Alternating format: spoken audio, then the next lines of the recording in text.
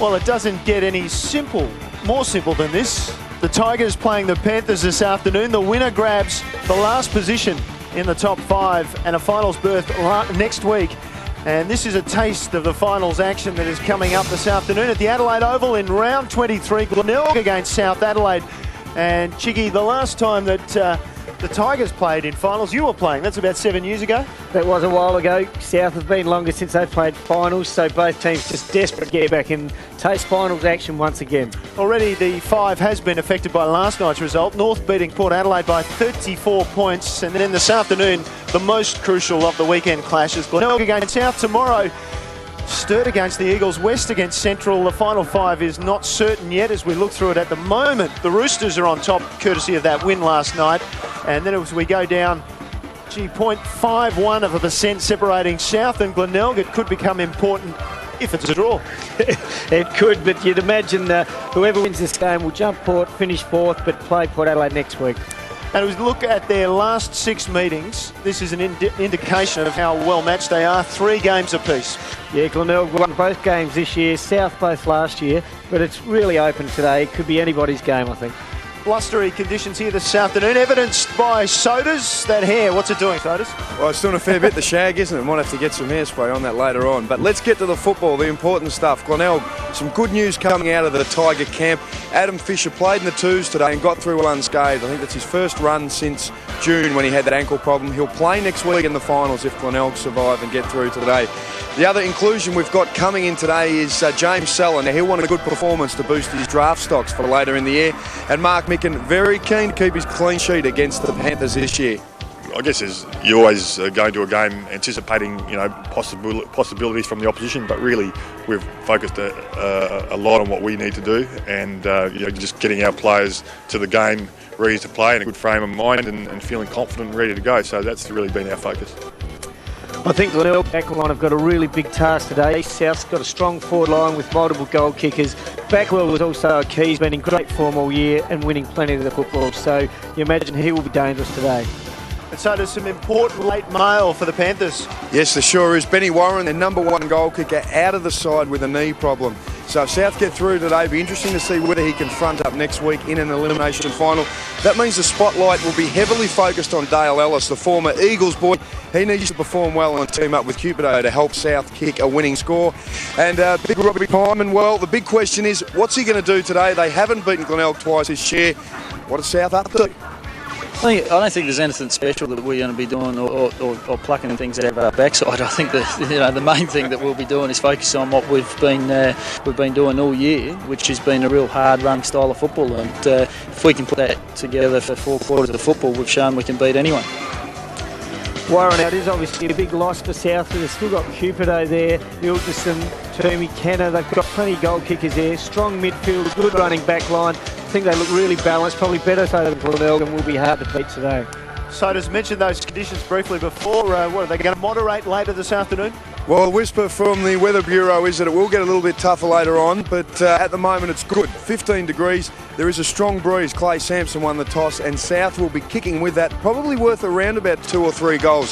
So that's going to the left of screen. It's going to be a huge clash. It's almost like an elimination final. So if you're at home, crack a coldie or put the cuppa on, get the kettle going and enjoy some quality SANFL footy.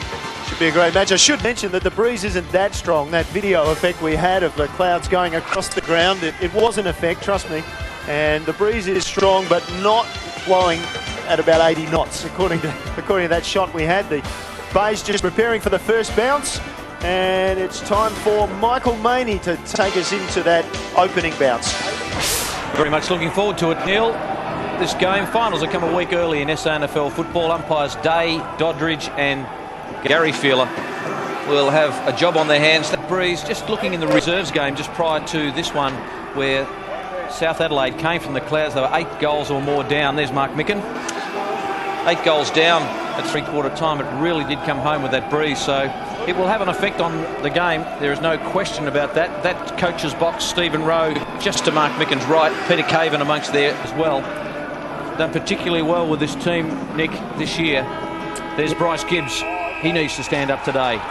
Big game for the young fella. As we said, finals atmosphere will be interesting to see how he goes. Round 23, make or break for both teams. Out of the centre, right, got it to Kenner. Good to see him back after that ankle injury. Cupido needs to stand up. Kirkby couldn't get through. Archard missed last week. Clark had a lot of possessions. Here's Kenner with pace. His second right footer and he's not preferred. Up they fly. No one can take the mark and the ball just dribbles out of bounds right forward pocket. Let's go down to Mark Soderstrom for the South bench. Handball King, Michael Handby, just on the ground. He's getting a little bit of work on his back at the moment. You can see him there. He's starting on the bench, and also joining him there, Lee Kruger, who celebrated his 50th last week, and also Dylan Williams. Smith got the kick away. It might have just got through. It could be first blood to the Panthers. It is. Matthew Smith, the man, just getting on his left boot.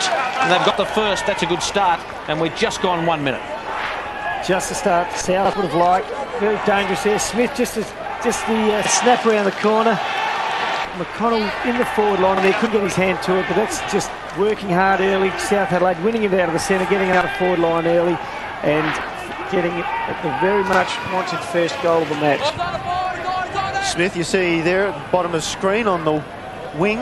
So he's floated down to the forward pocket for the opening goal for South Adelaide. Up high parry, Backwell roved it well. That hand pass wasn't meant for Mules, but he took it away. And now Gibbs through half forward with the kick. A little bit of stray. Thulis should get there. Bounce was awful for him. Now it's been released to Ruwalt. He goes back to Gibbs again. Off the left foot. Late was the hit. Inside 50. Free kick now for the Bays.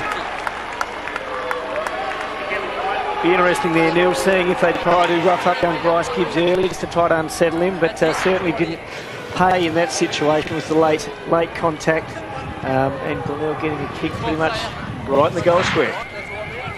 It's be Kirk lining out. A very difficult angle, but he is kicking into the breeze, and it's a goal apiece. You would expect it to be a reasonably high-scoring game. Both teams are number 1 and 2 with in attack this year, so I imagine it's going to start off that way with both teams getting a goal within the first couple of minutes of play. Here we see Bryce Gibbs just a bit late. It was not real late, but umpires will be pretty hot early in the game. Kirk finishing off with a goal. I like Kirk up forward too. He can take a grab, a big fella, so a pretty good kick to finish off. Gets his hands to the football a lot, does Kirk. Cranston in the ruck, the number 9 for Glenelg. Ball done by Allen. Ball was touched off the boot. Awkward bounce. Bennett read it pretty well to Cupido, who really has to stand up this afternoon. That's a poor kick by his standards, normally exemplary. Gibbs, another touch for him, run down from behind. That's familiar by Davey. Cranston got it to Allen, ducked the tackle. Advantage rule was to be paid. Behind the tackle. But it's got to come back. It was deemed there's not too much advantage for the Bays. Where you are now, that's perfect, where you are. By Davey. Is that over the shoulder by Smith? Allen with the footy on the members' wing. Dodgy old kick, kicking into a bit of a breeze. Moore, look for a free kick too high. He's an experienced campaigner, has been more, and he likes a bit of niggle. And nothing there, the umpire says. You'd expect that, Chiggy, in a game with high stakes. Nothing there, mate, nothing there. Windy conditions at the Adelaide Oval, where most of the finals will be played at this venue. Outstanding venue it is too. Davey just scooted around pretty easily. Handball just out into open space. Set it up for McGlone, who's got to give it back to his skipper in Sampson. So the Panthers are a little bit staggered at the moment. Nagel. Bennett just got a little bit of the stagger himself. Thulis, who gave away that free just a moment ago, to the outer side to Archard. Archard cuts in ball to Nagel. Nagel's right on 50, loads up, looks for a mark. Ball thumped away. Ellis needs to play a role today. So too McConnell, but a clean bowled him. Right, just trying to get around. Looks, assesses, touched off the boot. Davey has to do some wizardry. Can he get round Backwell? Shook the tackle. Smith. Handball over the top, chopped off. Well done, Gibbs. And Gibbs kicks to the wing. Graham takes off on the wing. Poor kick. It was Smith, in fact. He was looking for Graham. The scrubby old kick couldn't find Carlisle, cleaning up at the back. South Adelaide will come the other way through Bennett. Bennett's got 2 loose on the wing. One of them Thulis. If he can just get the ball, he's struggling. And Ruwalt came in and did well. He had 2 free. He had Smith and Thulis 25, 30 metres down the wing, did Jared Bennett. Couldn't get the ball. Bennett fumbles again. Comes to Graham. Inside 50. It's an open 50. Kirk on the lead. Couldn't take it. Ball punched down. Carlisle under pressure. Wanted the boundary.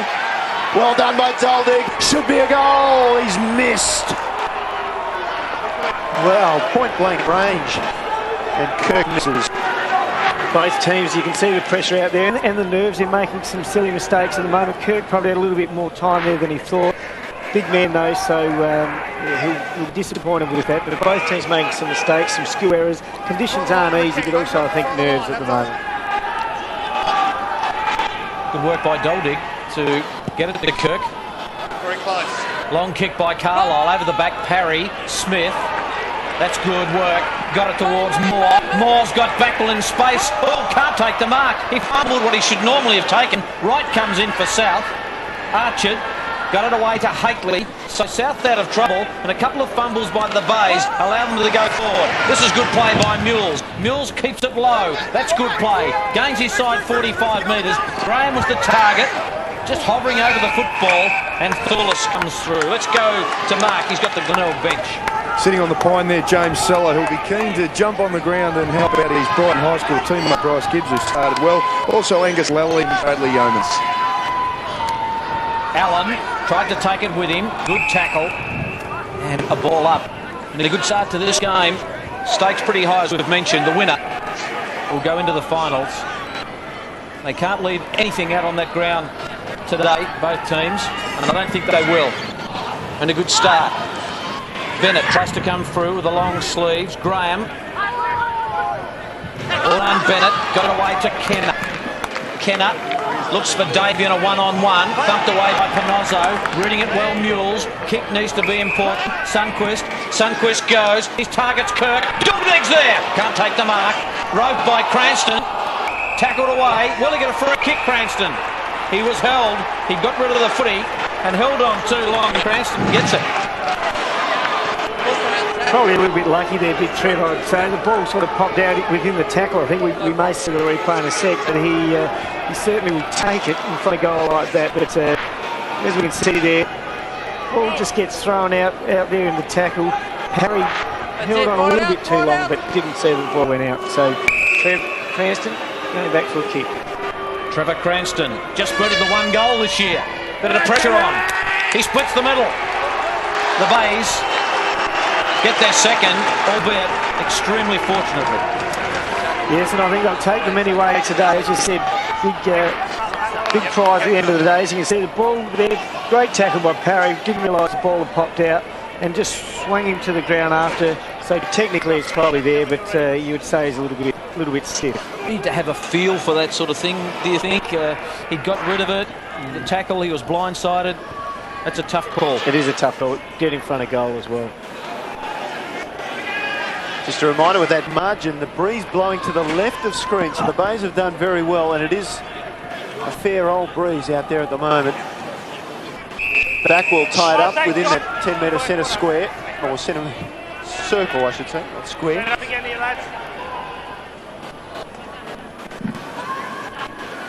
Cranston got the tap down.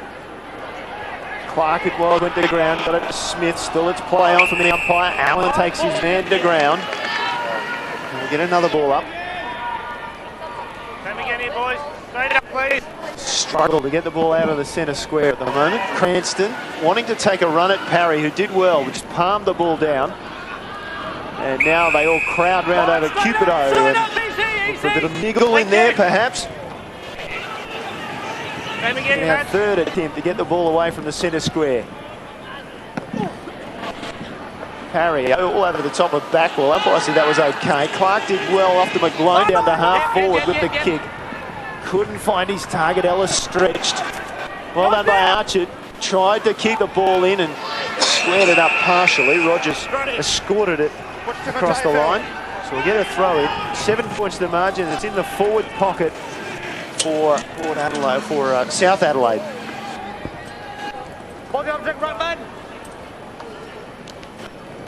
Parry that time, got it down to Gibbs. which wasn't ideal for South Adelaide. Cleared away by Mitchell towards centre wing. Rewalt took the body. Jared Bennett took the ball. Lost it in the tackle. Pressure's on. Skills are pretty ordinary, really, at the moment. Their disposal from both sides. You can see turnover after turnover. And finally, Wright's got it clear for South Adelaide. Drives it in high and long. And at the back, Sherwood, a couple of touches on it. Umpire said play on. It wasn't a clean mark. No, second tap come off the South player. Yeah, umpire explaining it. Nathan Toomey, the man who just got a hand on that chickie. Good call. Good call. It was the second grab. You know, yes, sometimes they play those marks, other times they didn't. That's probably a fair call. No doubt about that. Pinozzo to Mitchell. On a day like this, you'd want him to kick as much as you can. McConnell, that's a terrific kick to Sundquist.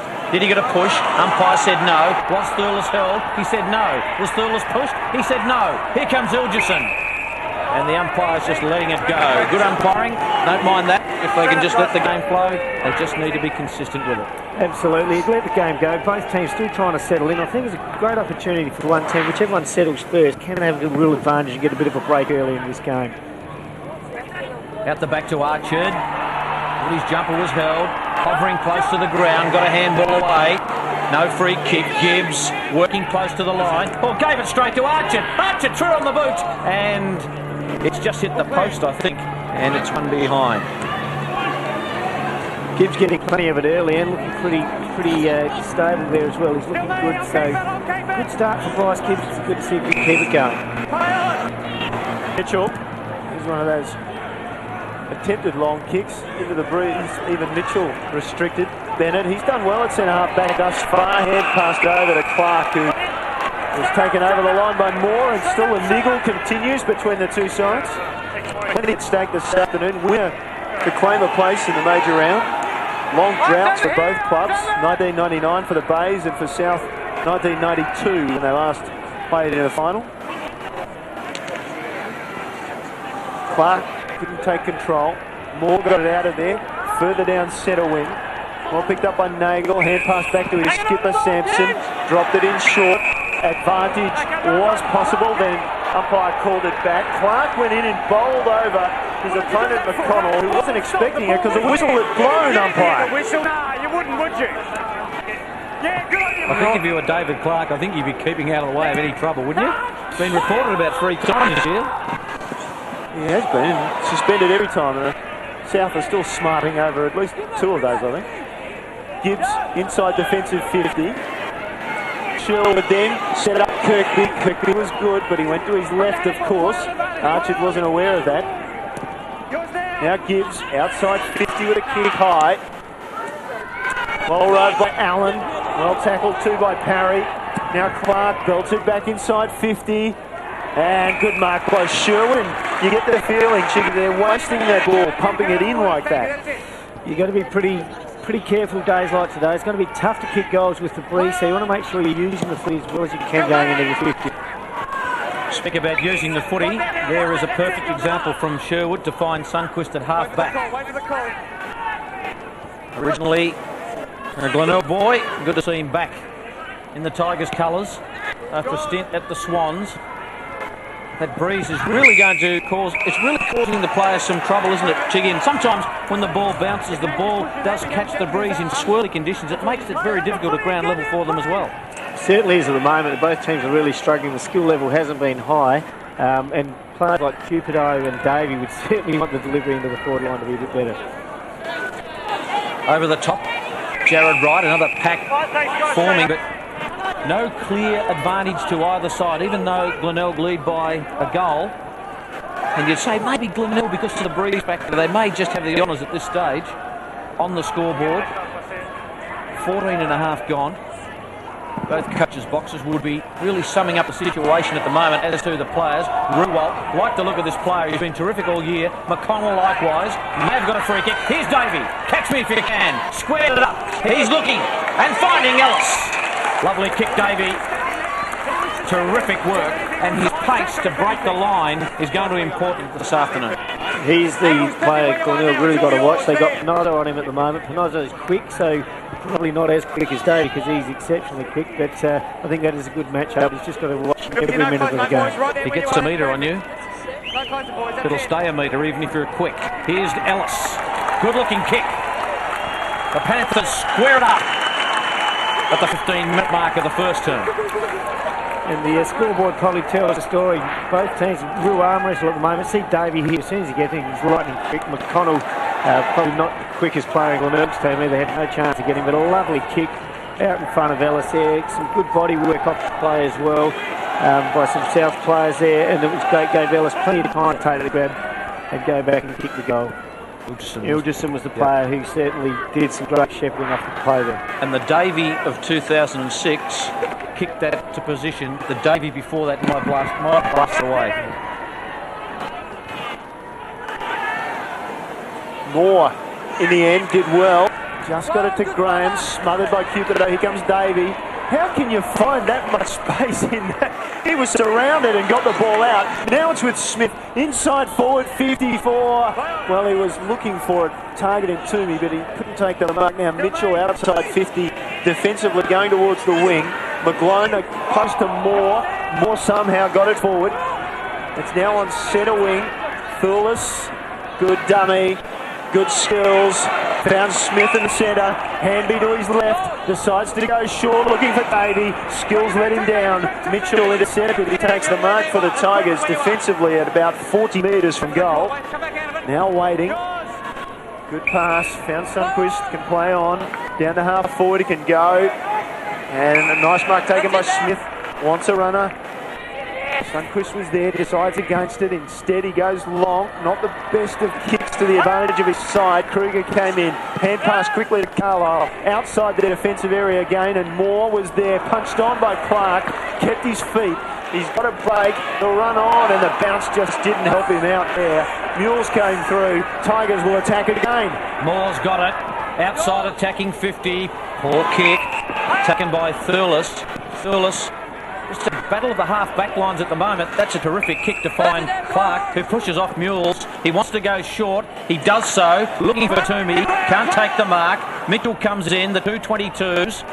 Flicks out the back to Mr. Reliable in Sherwood. Sherwood's got Yeomans in a bit of space right near the wing. Yeomans, a bounce or two, and then just sums up the situation. Waits for Moore to catch up. The old legs pumping. Moore. Oh, he's caught. Gave it away. Didn't have too much option. Held on to the football too long, and Smith is one of the best tacklers in SANFL football. Just a bit of indecision.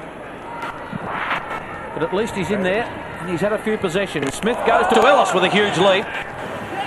Mitchell.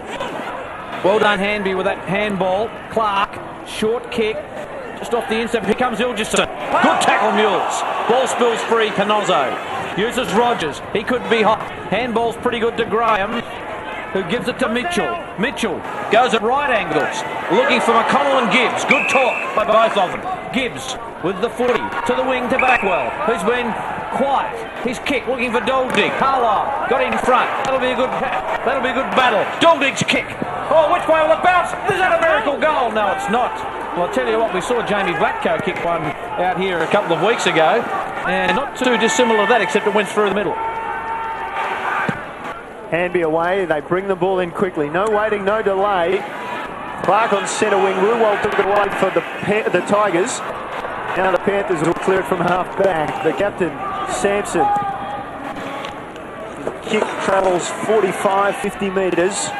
Down towards Toomey, good pace. Sherwood stayed with him, forced the ball out, did well. Clay Sampson. Clay Sampson's lad, just watching on. He's here with his two brothers too, Aiden and Jackson, the little Sampson boys. So we may see the three of them playing for the Panthers one day. The ultimate in father-son, wouldn't it be? Father-sons. Toomey. Cuts it down, great hand pass, came out towards Kenner, should kick a goal, does kick a goal. And that hand pass came from the king of handballs in Little Handby. Yeah, Handby renowned for the amount of handballs he gets in the game, but Kenner, we see that rolled an ankle last week, obviously not worrying him today. It was a great turn of pace there. Just kicked around the body then just to finish off with a goal. But Handby, quick, clever hands in between the two Glenelg players. and a great set play there from their boundary throwing for South Adelaide. Speaking of Michael Handby, just come on the ground replacing Jared Wright. In round 6 he played against Glenelg. 38 possessions, 27 of those handballs. Goal number 25 for the year for Stephen Kenner. Averages 25 possessions in this Panther midfield. Injured the ankle early in the game. They put him on ice and he's come up for today's game, which is paying dividends already. Cranston down to Ruwalt. Clearance important. Ruwalt's second effort. Pretty good to Graham, to Mitchell. Mitchell will go out wide to Backwell and too far for him. So that's the way they're going at the minute. They're just attacking this side of the ground. There's Brett Backwell. Mitchell's been playing a bit like the quarterback across half back there. We've got Cupido who's coming in, playing up forward a bit more. Mitchell sitting back, and it's working well for Mitchell at this stage. Interesting bit of hair gel in Brett Backwell's head there. We might get Sodas to follow that up. The king of hair taken by Mills into the pocket. Dual dig, needs it all to go right for him. Below the knees, pretty good. Back to his skipper in Mills, who does a nice little step around as Cranston goes off the ground. The kick looking for Kirk. Can't take it. Well done, Archard. Handball. Oh, they were just about in trouble. Free kick was played, but advantage rule goes to Hakely. Hakely pumps a long ball. That breeze really carrying the Kirkby, who's lined up in defence, has mainly played forward for the Bays this year, doing good work at half-back. He's got it again, but you give him a rap and he'll let you down. And I don't know how many times we've done that on ABC television for footy, but I think we should shut it up. The Victor Richardson gates last night. The players were here for Port Adelaide against North Adelaide, and we'll have those highlights coming up at quarter time. South breaking forward. Can be a game. This should be a goal. Cupido has the talent and he finishes it. Oh dear, you put it in that guy's hands. He's a big time player. He is. He doesn't have to have the football a lot to do a lot of damage as well. Handy again with the hand pass out of the pack there. Very good when he had players around him. As I said, Mitchell and Cupido are playing away apart from each other a little bit. Mitchell's had a fair bit of the football, but you've got to be very careful there because Cupido gets 3 or 4 touches, he'll kick 3 or 4 goals, and that's just bread and butter stuff for Cupido. He loves the big stage, Damien Cupido, no doubt about that. 5 goals versus Collingwood for Essendon back on Anzac Day in 2003. No doubt about it. And some clubs will be looking at Cupido for next year. It could be a wild card for some AFL club next year. Neither ruckman can get it down. Can a quick hands to Handby, who decides to kick this time and kicks pretty well, although Kirkby leads in the race. Surely a free kick against Ellis. Ellis sets sail for home. Long kick is a stray. Oh, I tell you what, Dale Ellis, you are a lucky man. Certainly, there's a bit of a push there. But, as we can see here, Kirkby under it, right in the middle of the back. Umpire had a good view of it too, but let it go. 2 goals the margin. That's a great kick that found Ruwalt just inside the centre square. Looks up, waits, waiting. Nothing much immediately on offer. Can come this side of the ground. The Mules, who's flanking him, he decides instead to go by hand inside to McConnell. McConnell down to half forward, really kicks the ball hard, and it just carried over the top of Smith and into the hands of Bennett. Bennett looks up at South teammates flood forward looking for the kick. Bennett's kick wasn't the greatest. Kirkby came and met it, and he got a push. He'll take the free kick. He almost pulled in the mark anyway. Quickly a glance across the ground. Nobody on offer at the moment. So decides to go down the line. Ruwalt will come from behind, just knocked it forward. Hand pass from Panozzo forward. Davey was good and clean. Hand pass inside was good.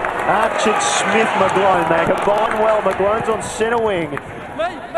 On the lead and out in front is Ilgerson. But Ilgerson takes his man across the line. He was beaten well by Rogers. And Rogers stood up to the conscience that time.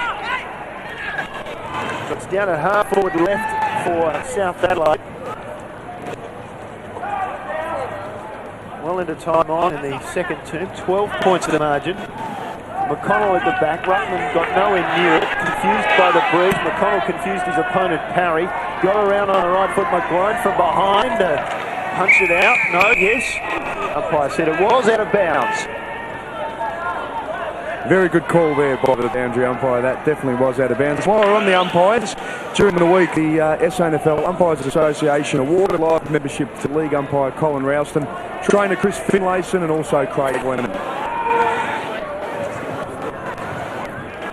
Umpires an integral part of Australian rules football, and congratulations to them. Taken by Kenner, away to McGlone, squeezes the kick out to Parry. Can't take the mark. Opportunity. Here's Archard. Oh, he's clean. Oh, great tackle by Sherwood. Taken by Handby.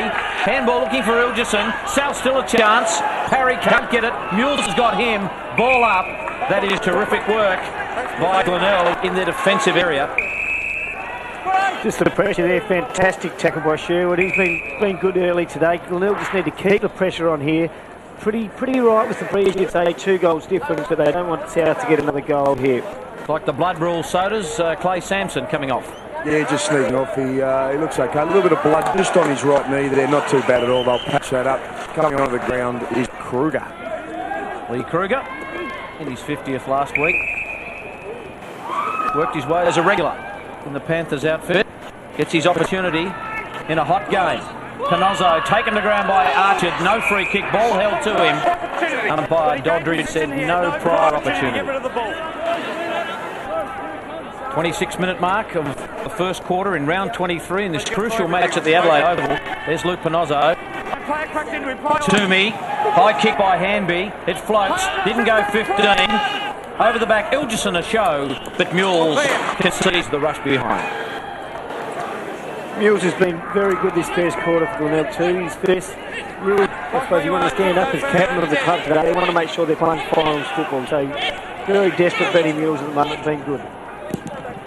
Mitchell punches the ball into the breeze, long outside 50, and that's where the boundary umpire will take control and throw it in.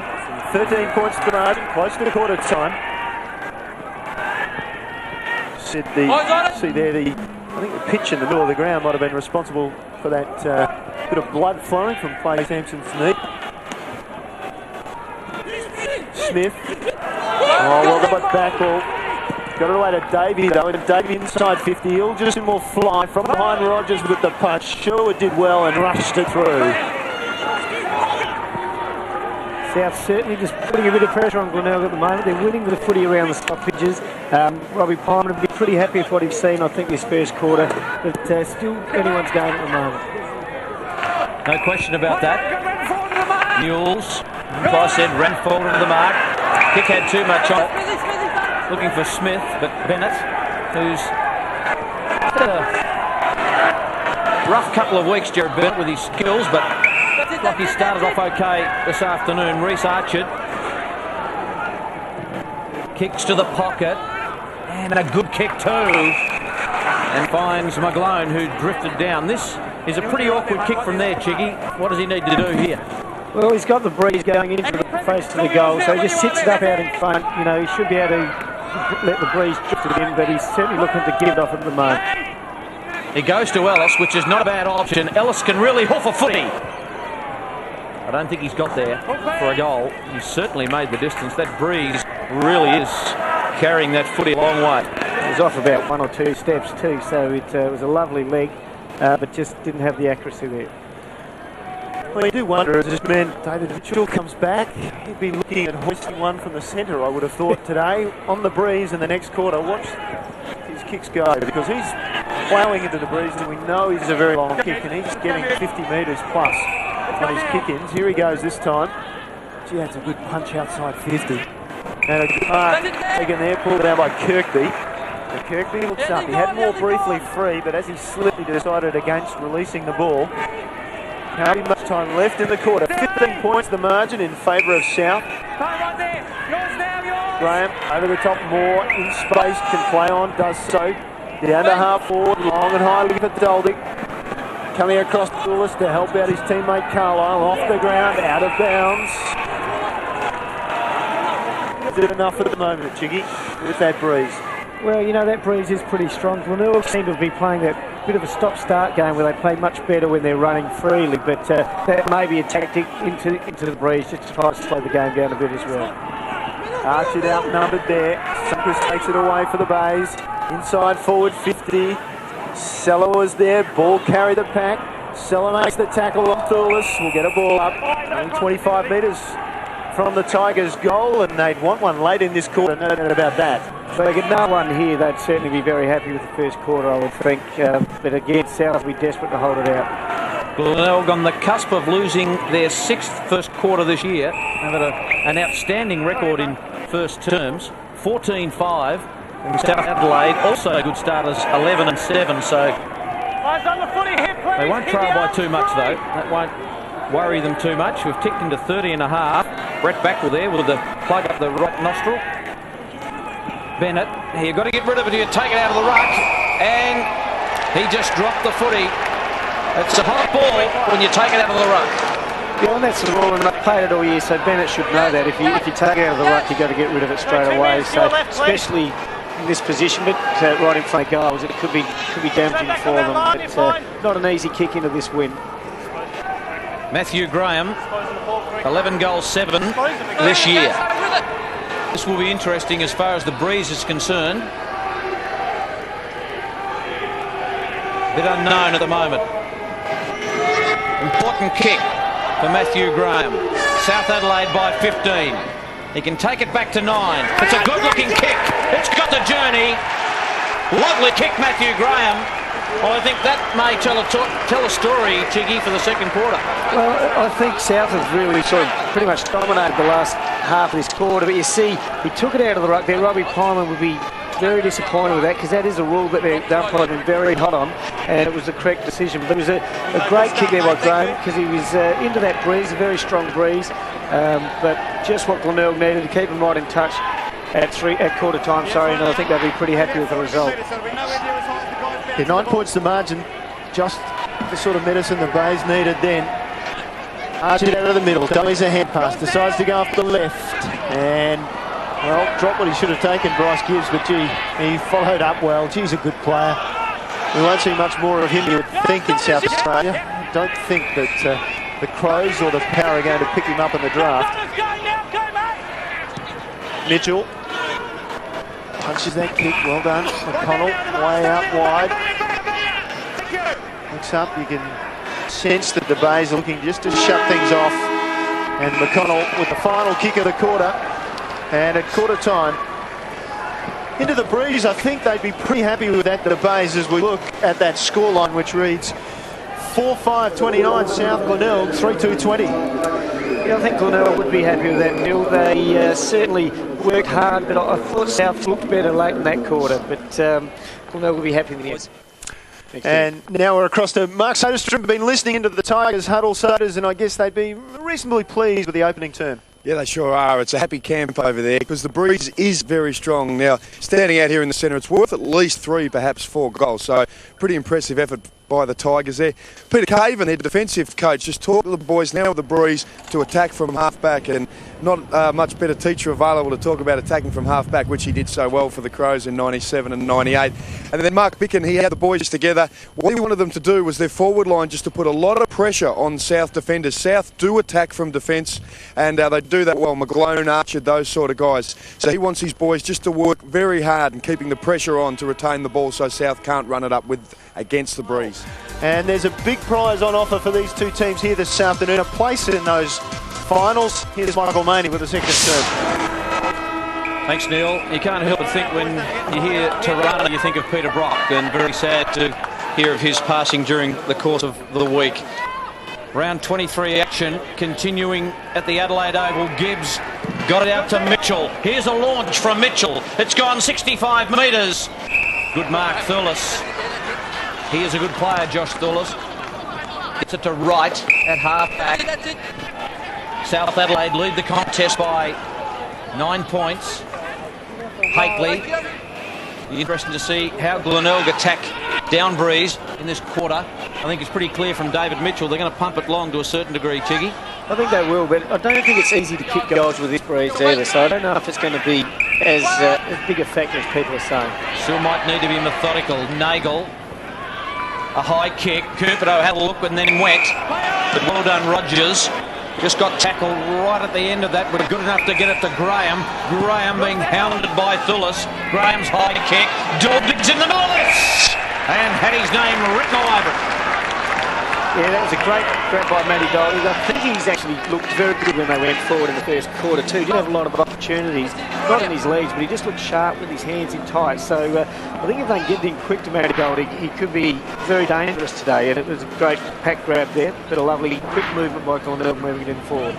38 goals, 23 this year for Matthew Gouldig. Good looking kick. Bays get the best possible start to the second term.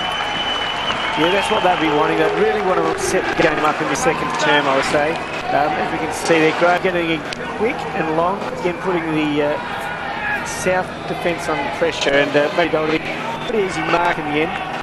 But went back and kicked the goal, which was important. As I said, with that breeze, whilst it's pretty strong, I think it's reasonably blustery and it will be difficult. What's been the turnaround with Gouldig? Because he did struggle part of the way through the season, was dropped, and now he's back in spectacular goal-kicking form. I think it's just a confidence thing too. Once he's hitting the ball hard, taking grabs like that, going back and kicking goals. He's worked hard on his goal kicking and it's certainly showing at the moment. 2 goals in a row to South, or rather the Bays, I should say. I'll get this right in a minute. 31-minute mark of the opening quarter at Goldie Graham. Then Doldig's goals reduced the margin to 3 points. All out of bounds at half forward for South Adelaide.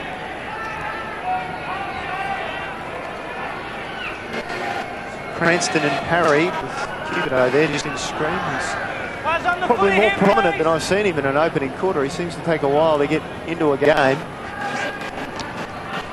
Harry and Cranston probably nullified each other. Allen with the hand pass out to Gibbs. Look away. Cranston just looking. Gave it back to Backwell. Backwell. Out the back he goes. Pinozzo. Long and high. Smith. Did well, looked like he was held. Umpire called play on. Smith followed up well. Now he's held, surely. So he'll take the free kick, Jeff Smith. No play on advantage, so it'll come back. Slowed the advance of the Bays. Mitchell was just lurking around there. Instead, kick taken over the back. Goldie, can he get a foot on it? Not quite. In fact, he stood on it. He kept it in the right area and then off the ground from Kirk, I think it was in the end, for the minor score. Yeah, Matty Goldie, bit lucky there off the back of the hill. It was actually Sunquist, I think, he came through there and socketed and just got the inside of the post. But again, just putting that pressure on the South back line as they bring it in quickly. Smith's got it for the Bays. Wobbly old kick, might be effective to Allen. Can't take the mark. In goes Clark, ball caught underneath. We'll have a bounce. Interesting back heel by Gouldig. Just a little back heel back to Soak. Was that a set play? I don't think he meant to do that one. Great work there by Allen too, because it was not a great kick by Smith going in there, and Allen had to back hard to make sure South Bay didn't mark. No questioning his courage. Harry knocked it down. Backwell, did that go 15? Won't matter. Got a bounce. Gibbs, normally clever. Hooked the kick around. Bouncing ball. Gouldig will want to try and keep it in, but it rushed through for a behind. Scores level. Yes, South ready to play on quickly. They're always playing on quickly from their kick-ins. That kick from Bryce Gibbs is 12th possession ahead of David Mitchell and Reece Arjard both with 10. Change it now, Moggy Gibbs another possession inside 50, dangerous ball, 25 from goal. Doldig met it well, inside for McConnell, great pick up and snap and goal. Yeah, McConnell certainly not looking for the hand pass there when he's that close to goal. He always likes to have a shot and a clever kick just off the side of the foot there as well. But Bryce Gibbs set the play up again. He's getting plenty of the ball in under the packs, but a lovely kick there. Again, Dollig working hard to keep the ball alive, get it across there to McConnell to kick the goal. So Cornell with some very strong forward attacks here at the moment. South, I don't think they've had it past the 50 to score it. Last 3 goals to Glenelg. South Adelaide have been challenged. How will they respond? McGlone looks for Davey. Davey normally exceptional in this situation. Plenty of pace. The handball out in front of himself. This could be an amazing goal from Davey. He keeps going. Oh, off the side of the boot. We'd have loved to have seen a goal from there. Would have been spectacular. Well done, Sherwood. Just calms it all down and for the Bays. Heads for the boundary line. And which way will the umpire go with this? Out of bounds. Bring it back in. Not deliberate. Davey just classic there, isn't he? Like, if you've got his pace, why wouldn't you back yourself? But he just throws the ball in front of him and lets him run and use his pace and break away. Like Panozzo, as I said, is a quick player. Davey just runs away from him. I don't think there's anyone that could go with him. Stephen Kenner might match it with him for a little while, his teammate, but boy, he is quick. Parry. Allen looks for more. Over the top, sweeping handball to Backwell, who's really starting to get some touches now. Brett Backwell, he kicks it low into the pocket, looking for Duldig. The 225s, Carlisle and Duldig. Carlisle off the ground, was good play, needs to back it up, can't get through, no free kick. Ruwalt just threw it on the boot. Thulis and also Haitley. It spills to Sundquist, who puts it on the boot and kicks another one for the Bays. Oh, was lucky to get through there. But a class act in Sundquist, presence of mind, and kicks the goal. Sundquist's first game back into the side as well, so he'll be really wanting to make sure he holds his spot in the team with some power plays to come back if Glenelg get through this game. So he'll be very happy with that result. Again, just the pressure there, players in the right spot, didn't run past the contest, he sat in front of the contest.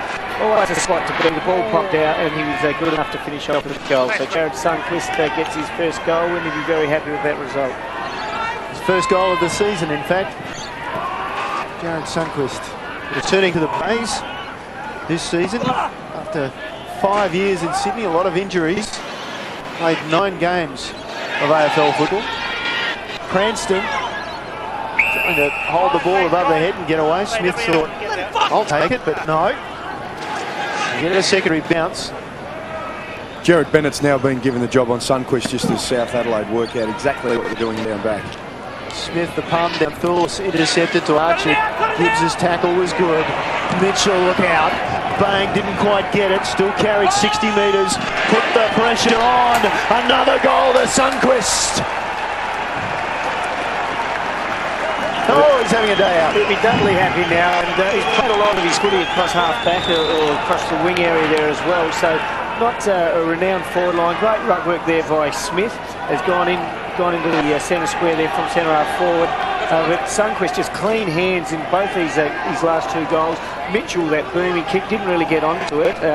But again, just that quick entry into the forward line, winning that centre break puts so much pressure on the South back line. The danger for South is that Glenelg are scoring the goals with the breeze so much easier than South. Well, and they're making the most of it. They're actually kicking the goals and not wasting with behinds.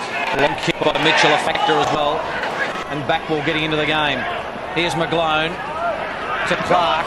Clark out on a lead, looking for Ilgerson. Can't quite get there. Good knock on, got a call from Ellis. Just pushed off.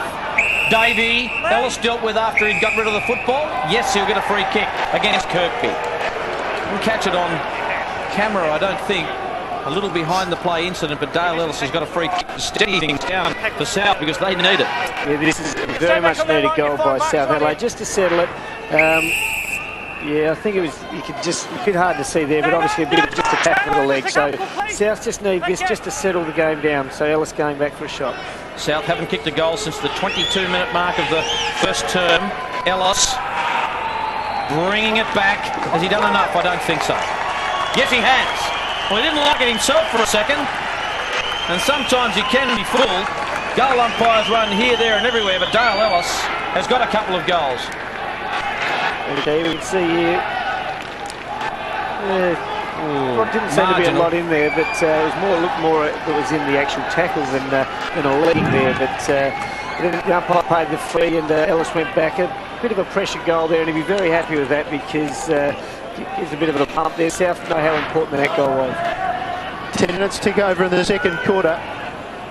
And it's 4 goals to 1 with the breeze for the Bays, but that one goal from South maybe giving them a little bit of hope of what they can do in this term.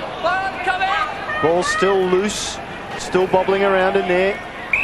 And we'll get the secondary bounce. Thanks, boys. Umpire there in Tony Day coming in to take the ball. Mark Nicken on the phone, perennially attached to the ear of the coach, whoever it is.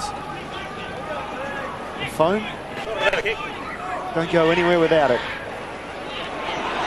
The Bays work it to Mitchell, 60 metres out, more than capable of getting the distance. Accuracy, however, is a problem on this occasion, and for David Mitchell this season, really. 17 goals, 24, much fitter than last season, playing off half-back. That's the frightening part, playing off half-back, 17-24. The ball now in dispute. Here comes Davey again. Release the ball forward.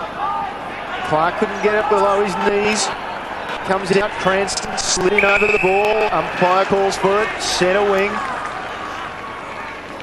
Trevor Cranston's got a big day against Parry.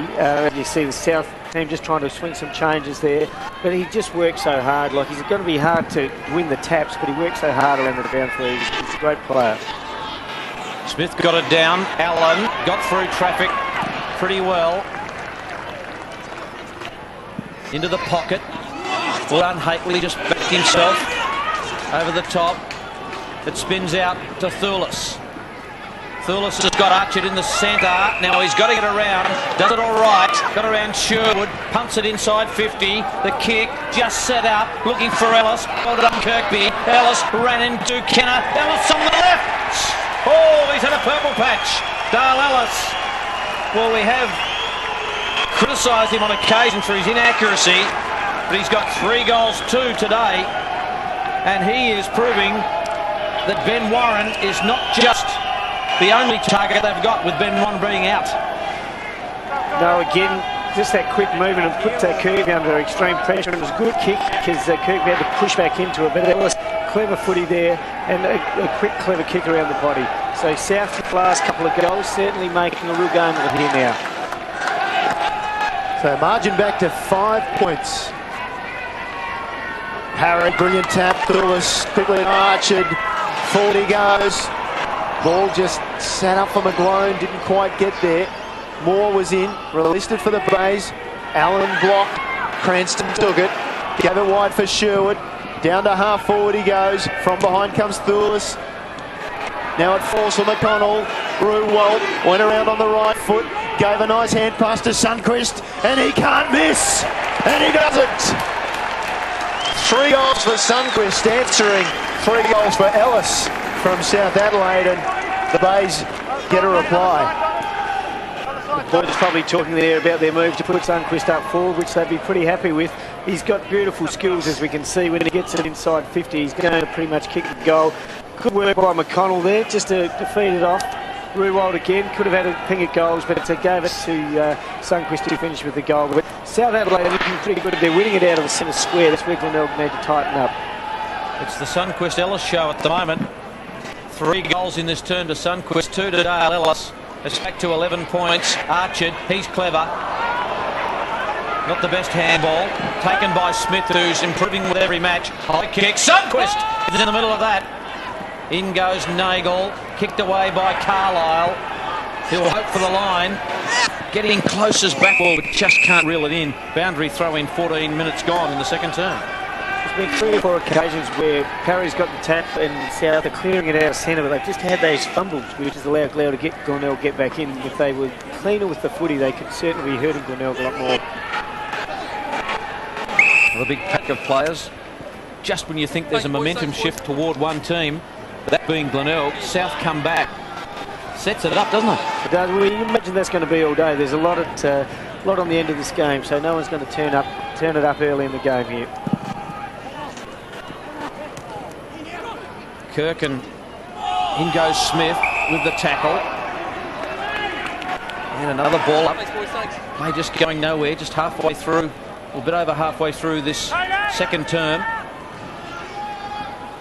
11 points in favour of the Bays in a crucial match. Free kick over the shoulder. It'll go to Parry. One of the top ruckmen in the competition. Craig Parry's taken 138 marks before today. Ranked number 4 in the competition. First possession today. Had a few taps though, Moggy, but Parry goes to the wing. Good mark by Toomey. Out in front of Sherwood. Not rarely beaten Sherwood on a one-on-one, but Toomey got in front. To half forward. Mules couldn't take it. Drove beautifully by Allen, who got it back to Panozzo. Then Gibbs sets it up from half back. And Benny Moore's got it. Moore held it up. Chips in short for Mitchell. Turns around, says, yep, belt there, 60 metres. Here's Parry sitting under it. Ball comes to the front. Hand out there from Sundquist. That almost stuck. Now right. Short for Bennett. Did it go 15? Yes, said the umpire. I doubt that, but never mind. So Bennett goes back, takes his time. Handby looks like he's waiting to come on in the interchange area. So is there a few changes coming down there? Yeah, very busy. Handby's just come onto the ground. He's going to lead for the ball here. And also James Sell going in, doing a little bit of ruck work, relieving Cranston. Clark, 100 plus games of AFL experience, drops it out wide again to Haitley. Not a lot behind Haitley, which is to say all the players are forward of the ball at the moment. So Haitley looks up, goes for Handby. Handby forced to go in against Sherwood, who did well, got the hands free. Allen couldn't get a successful and clean hand pass away, but they're continuing to work the base.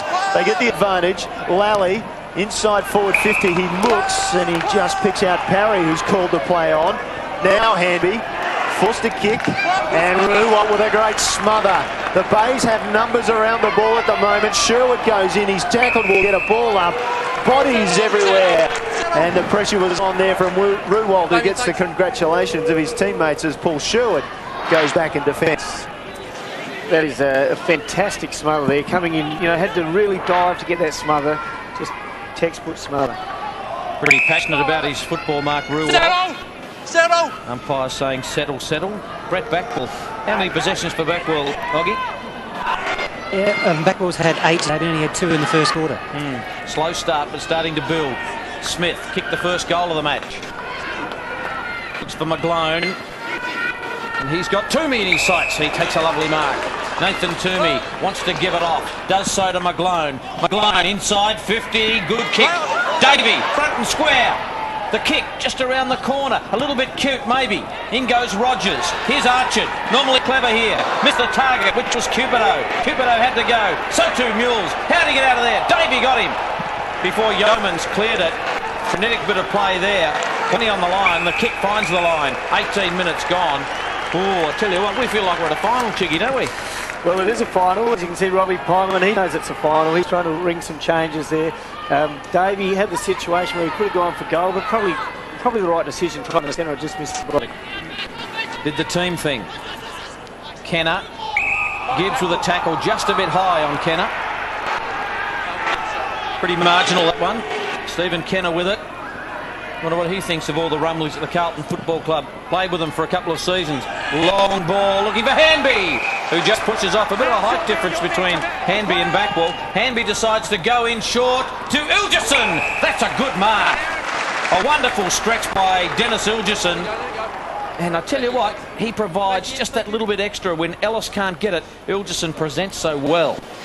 He's had a good year too. Like, he hasn't had the accolades of a Cupido or a Davey probably, but a quick play there by Handby as well, and a good kick. Just set it up there, didn't drill it, just let Ilgerson run onto it, and it was a good grab in the end. He had to take it high and above over his head, which was a very good grab. Wonderful shot by our ABC television cameras down the ground of Dennis Ilgerson's wonderful mark. Can he cap it with a goal? He has. It's back to 5 points, and Dennis Ilgerson has been a revelation this year for the Panthers. He boots goal number 36 for the year. Yeah, he's certainly been very handy there. As you can see, Handby just plays on quickly. Knew he was going to be out of his distance into that breeze, and that was a very good take by Ilgerson's there. So South Adelaide will be pretty happy how things have panned out in this quarter now. Glenelg got off to a flyer in the second quarter, but South certainly coming back in the last half of the quarter here. We did mention, Chiggy, how South in the first quarter didn't take advantage of the opportunities they have. In this quarter, though, 3 goals straight. So 5 points the margin in favour of the Tigers. Kirk follows up well, just released the ball. Archer, good work in confined space. Got it back to McGlone, took his time. Now he tries to pick out a player in Clark. It falls over the back. Mules did well to knock it away. Now he follows up on the ground nicely. Released it to Panozzo. Former schoolmates Panozzo and Mules down in the southeast. Now off half back. Mitchell thumping 60-metre plus kick. Pushing the back there. It looked like on Sundquist. Thulis got the ball nicely. Now squares it for Carlisle. Back in the centre, he's got a couple available. They're quickly eaten up. Smith is short. He decides instead to go to Handby back in the corridor. Handby wants the hand pass. I don't know if that was best advice, but in the end he decided to give it. Now Thulis down to half forward, and the battle of half backs continues with Sella taking a nice mark, and the Bays will have their opportunity on the merry-go-round. Ball knocked toward Kirkby. Loose ball, Lally. Good feed out to Backwell. Backwell to Mitchell. You can see they're playing through Mitchell because they want him to kick long. He doesn't disappoint. A high kick. Thulis over the back, just all Panthers. Smith and Bennett there. Well, they concede. They shouldn't because McGlone's in space further down. Can just run it from half back. This kick's important, and Handby has got it to Kenner. Threads it out to Parry. Now they're running, but that handball is not good. It spills to Mules. Mules' short kick. The turnover kills you. And McConnell, he's not going to pass it off. He's thinking, I'm having a shot from right on 50. Then you can back it in. Go with the bookmaker, anyone you like, but McConnell will have a shot for goal to try and take it back out to 11. And why wouldn't you? He's normally a pretty good kicker goal. He is. McConnell has booted 32 before today. That's a good-looking kick, but it's just a straight. He lets us down again. Benny Mules, some great work through the centre there again. He's been exceptional today, I think, but didn't blast him long. Used a little chip pass to McConnell, but unfortunately for McConnell and Glenelg, he didn't get it through. Panthers bring it in to Kenner. Neil, that breeze picking up even a little more right now. Get blown away down there, Sodas. I think so. So on to half back with the kick from Kenner. Kirk did well back to Mitchell. Here he goes again. This time off. Well, he just pulls out, what, 6 iron or something? Finds the chest of McConnell, whose vision was excellent. Sundqvist, who can't miss, does it again. 4 for Sundqvist. He's had a brilliant quarter, and the Bays will be very happy with his performance up forward. That is an exceptional quarter. That's a great kick by Mitchell there. Again, McConnell causing some trouble up there. He's got himself into a bit of strife, but was had the vision to see Sundqvist wide there, out to the side, and that was a lovely kick of goal because he had the player coming in, Archard, I think it was, coming in, rushing in, and we looked like there's a bit of an injury coming up as well. Oh no, Sampson going back on. Chicky, Clay Sampson there, that shoulder's gone out. Now he had his 3rd reconstruction over summer. He was coming from the ground. The shoulder was actually out. You could see the bone there, the AC joint. And it's coming off. He's trying to click it back, and you'll just see here he clicks it back and says, all right, I'm back on the ground. Here he goes. Oh, we saw Darren Creswell in the AFL whack his knee back in. That's plenty of courage. And here's Clark. Clark looking to respond. Long kick. Can he draw it back? No. Sella gets back and takes the mark right on the line for Glenelg. Let's hope Clay Sampson's all right. Sella's kick to half back to Mitchell, who's been excellent in this quarter. Mitchell Coming up for his 15th kick, so 2 handballs as well. outstanding quarter for him. Kicks to the wing, looking for Backwell. He run out of space. Oh, the boundary umpire said no. That's it there, Gibbs still on the wing, just back of the wing. Gibbs goes to the lead of Sundqvist. Why wouldn't you go to him at the moment? Everything he touches turns to goal. 9 kicks to Jared Sundqvist. The last 4 of them have been goals. Well, he's been red hot, that man. They lead by 12 points, 2 straight kicks, and we thought maybe the 9-point lead South Adelaide had at quarter time wasn't quite enough. I don't think it's going to be. Backwell just fed it out to Mitchell. Another kick for him. Not a good one, not his best effort. Turned it over to Clark. Clark looking for Wright. Here's an opportunity for James Sella to show a bit of toe. Wright got around Mules outstandingly. He's got Williams, who's just come onto the ground. Paint yourself in glory, Dylan. Here's a shot and kicks it to his friend out in the park there. In the 3rd row back behind the side screen where they would be at the Adelaide Oval. Not a good kick. Just shows the great effort by a big man in James Sella, only a kid, but the work right there to chase him down and just put the hand on his back or whatever was enough just to put the pressure on him. It was a bad kick in. Sherwood, considering his options to come out of defence, comes to this side of the ground. Toomey, he's taken a couple of great grabs, and that was one of them. Good hands Now he looks up, waits, squares it up. Eva Ilgerson, Gibbs floated across. He has just got class written all over him. Kick wide for Backwell. Fancy his chances in the Magarey this season, Brett Backwell. After going through what he did at the end of last season, opting to chop off a finger that was causing him constant pain in order to play football. Now the Bays get it down to half forward. Duldig ran out of room. Just gave the hand pass off to Sundqvist, who was jammed in the pocket on the wrong side for a right footer, and I reckon he would have kicked it. You would have put your money on him today, wouldn't you? 17 possessions for Bryce Gibbs, 10 kicks, 7 handballs. Smith opposed to Toomey. Smith a hand on the ball. Follows up. Can't break free. Yes, he does. Now round on the right foot. Oh, that man's got it again. Sundqvist. What are they doing? Leading. He just put out the hand. No, fellas. Every now and again in your football career, you get just a purple patch and you can't do anything wrong. And Jared Sundqvist is having that this quarter. He hasn't kicked it yet. And inevitably, no problems for Jared Sundqvist. Great quarter from Sundqvist, and the Bays are just putting a gap in the game at the moment and taking advantage of the breeze. They're 3 goals up. Big Smith there did some great work as well. He really tough and hard. He's a strong player, and sometimes you feel he doesn't give enough at centre half forward. They're gone into ruck this quarter as well. That's exactly what he's got to do, use his strength. Sundqvist made his own luck there. They played in front. The ball came out quickly and he took the grab.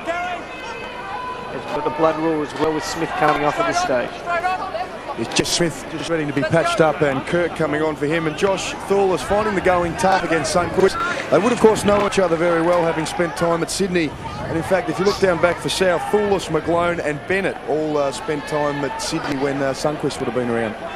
So does Smith's strength has been pretty good for the Bays in this quarter? He certainly has, and Robbie Pond was critical of Bennett on Smith just at quarter time, saying he needs to tighten up, but he has been very good. Here's Handby. He got it to Archard. He's got Kenner. Kenner has just got off Backwell just for a moment. Just kicks out into space. Davey. He'll look to give it off, Davey. Thought about it for a second, but now he might just go for goal. Alwyn Davey kicks it long. Does he kick straight? Rogers right on the line with a handy fist. He was millimetres away, Alwyn Davey, from booting that goal. And Rogers has done pretty well for Glenelg late in the season, going down back. Started the season up forward and was Glenelg's leading goal kicker for a while, but has made the transition well there as well. But one thing Glenelg needs to watch, I think South are getting it out of the centre square pretty easy most of the time. Mitchell just bunts that ball 70 metres, but it's turned over. Now inside 50, McGlone fumbled, tackled, on the ring around. He decides to get free and kick for the square again. They can't take a mark, pulled down by Rogers. Did well. Rogers now breaks, far side of the ground. He's got Backwell, goes for him in front. Nicely done by Davey. Mark and/or free kick, I thought. He'll get called back. Backwell having a discussion with the umpire. Davey looks around the edge of the 50. He's got players there. Handby has got McGlone in the middle. McGlone now has got one over the top in Smith. He's in a bit of space. McGlone can't get back fast enough. And now he looks up. And at least he's got the option here, Chiggy, of going either side of the ground. He doesn't necessarily have to go down the middle, although he has to do something now. He chips wide and does well. Archer had floated into a bit of space. He did that well. McConnell held the mark, so it put him under pressure, but it just, some of the Glenelg players moved forward, just opening up the space for Archer. Reece Archer have to start this ball right and bring it back, and he does it beautifully. South's goal kicking this quarter has been fantastic, and they're getting a goal late in the quarter here, so as you can see, just chipping it around, making sure that they've got an option to go to. Here just holding the footy back with McGlone. Found space. Archer was a good kick, went back and kicked the goal. So keeping right in touch, we're going to set up for a very good second half of footy here at Adelaide Oval. Seems just about every game he plays, Reece Archer to the top ball, get on the ground, no exception today. 19 possessions, 7 kicks, 12 handballs. Get on him for the Magarey, I tell you what. he will give you a wild ride, Reece Archard. Back to 11 points, the difference. Centre break. Does it go to Glenelg? It may do. Allen lost it. Well done, Cranston. Oh, the kick. Yeomans couldn't take it. Rove by Sunquist. He may set one up. Sampson goes for the line. Will he get a free kick? He was pushed. How does he come up out of that contest? He's okay. And McConnell just taking him to ground. Clay Sampson, riddled with injuries, the former Crow. The skipper of this unit, which is South Adelaide. Ellis went a bit early. Tackle without the footy. It's got to come back to Dale. Ellis working down, and another change down there. So does Smith's all patched up by the look of it. He has. He's got a wad of Kleenex just stuck in that nostril there, stopping the blood curd coming off the ground. There's been a bit of that today. The stakes pretty high. We all know about that. The winner will play finals. Archard front and square. He is a clever player. Chipped it in looking for Davey. Davey runs on. Will he have a pot shot? He goes for it. He's got Carlisle, who's drifted up and kicked a goal.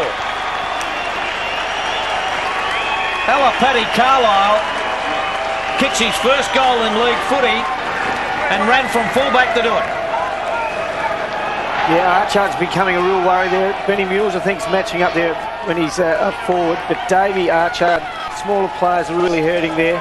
And then the quick, again, Davey being very clever with his delivery today, looking for better options rather than blasting away at goals. South Adelaide get the last, it must be the last 3 or 4 goals that they've got, I would think. So they certainly look dangerous in this last 2 goals. And seconds before the siren, they kick those goals, and it's brought the margin back to 5 points at half-time. Well, stay with us. What an exciting second half coming up. The prize will be a spot in the major round. Glenelg 10-5-65, South Adelaide 9-6-60 at the half. Overcast afternoon here at the Adelaide Oval. 5 points the margin in favour of the Bays. Mark Soderstrom on the boundary. How would you be putting your shoulder back in like Clay Sampson? That was unbelievable, wasn't it? No thanks. That was a little bit like Mel Gibson in Lethal Weapon, wasn't it? Just whacking it back in there, but a very, very courageous player, Clay Sampson. Now, he's had his shoulder reconstructed. We can see here the shoulder just comes out there, rather innocuous, just throwing the arm out for the tackle there on McConnell. Here he is, just coming off the ground. Have a look at this. Captain Courageous. Just can't get it in. Bang, jams it straight back here. No problems at all. He just gets some feeling, and here he is straight at the ball, gets ground into the ground. They're just trying to make that shoulder pop out again, but he's fantastic. A sensational effort. Now, he's had a knee reconstruction. He's had his shoulder done 3 times.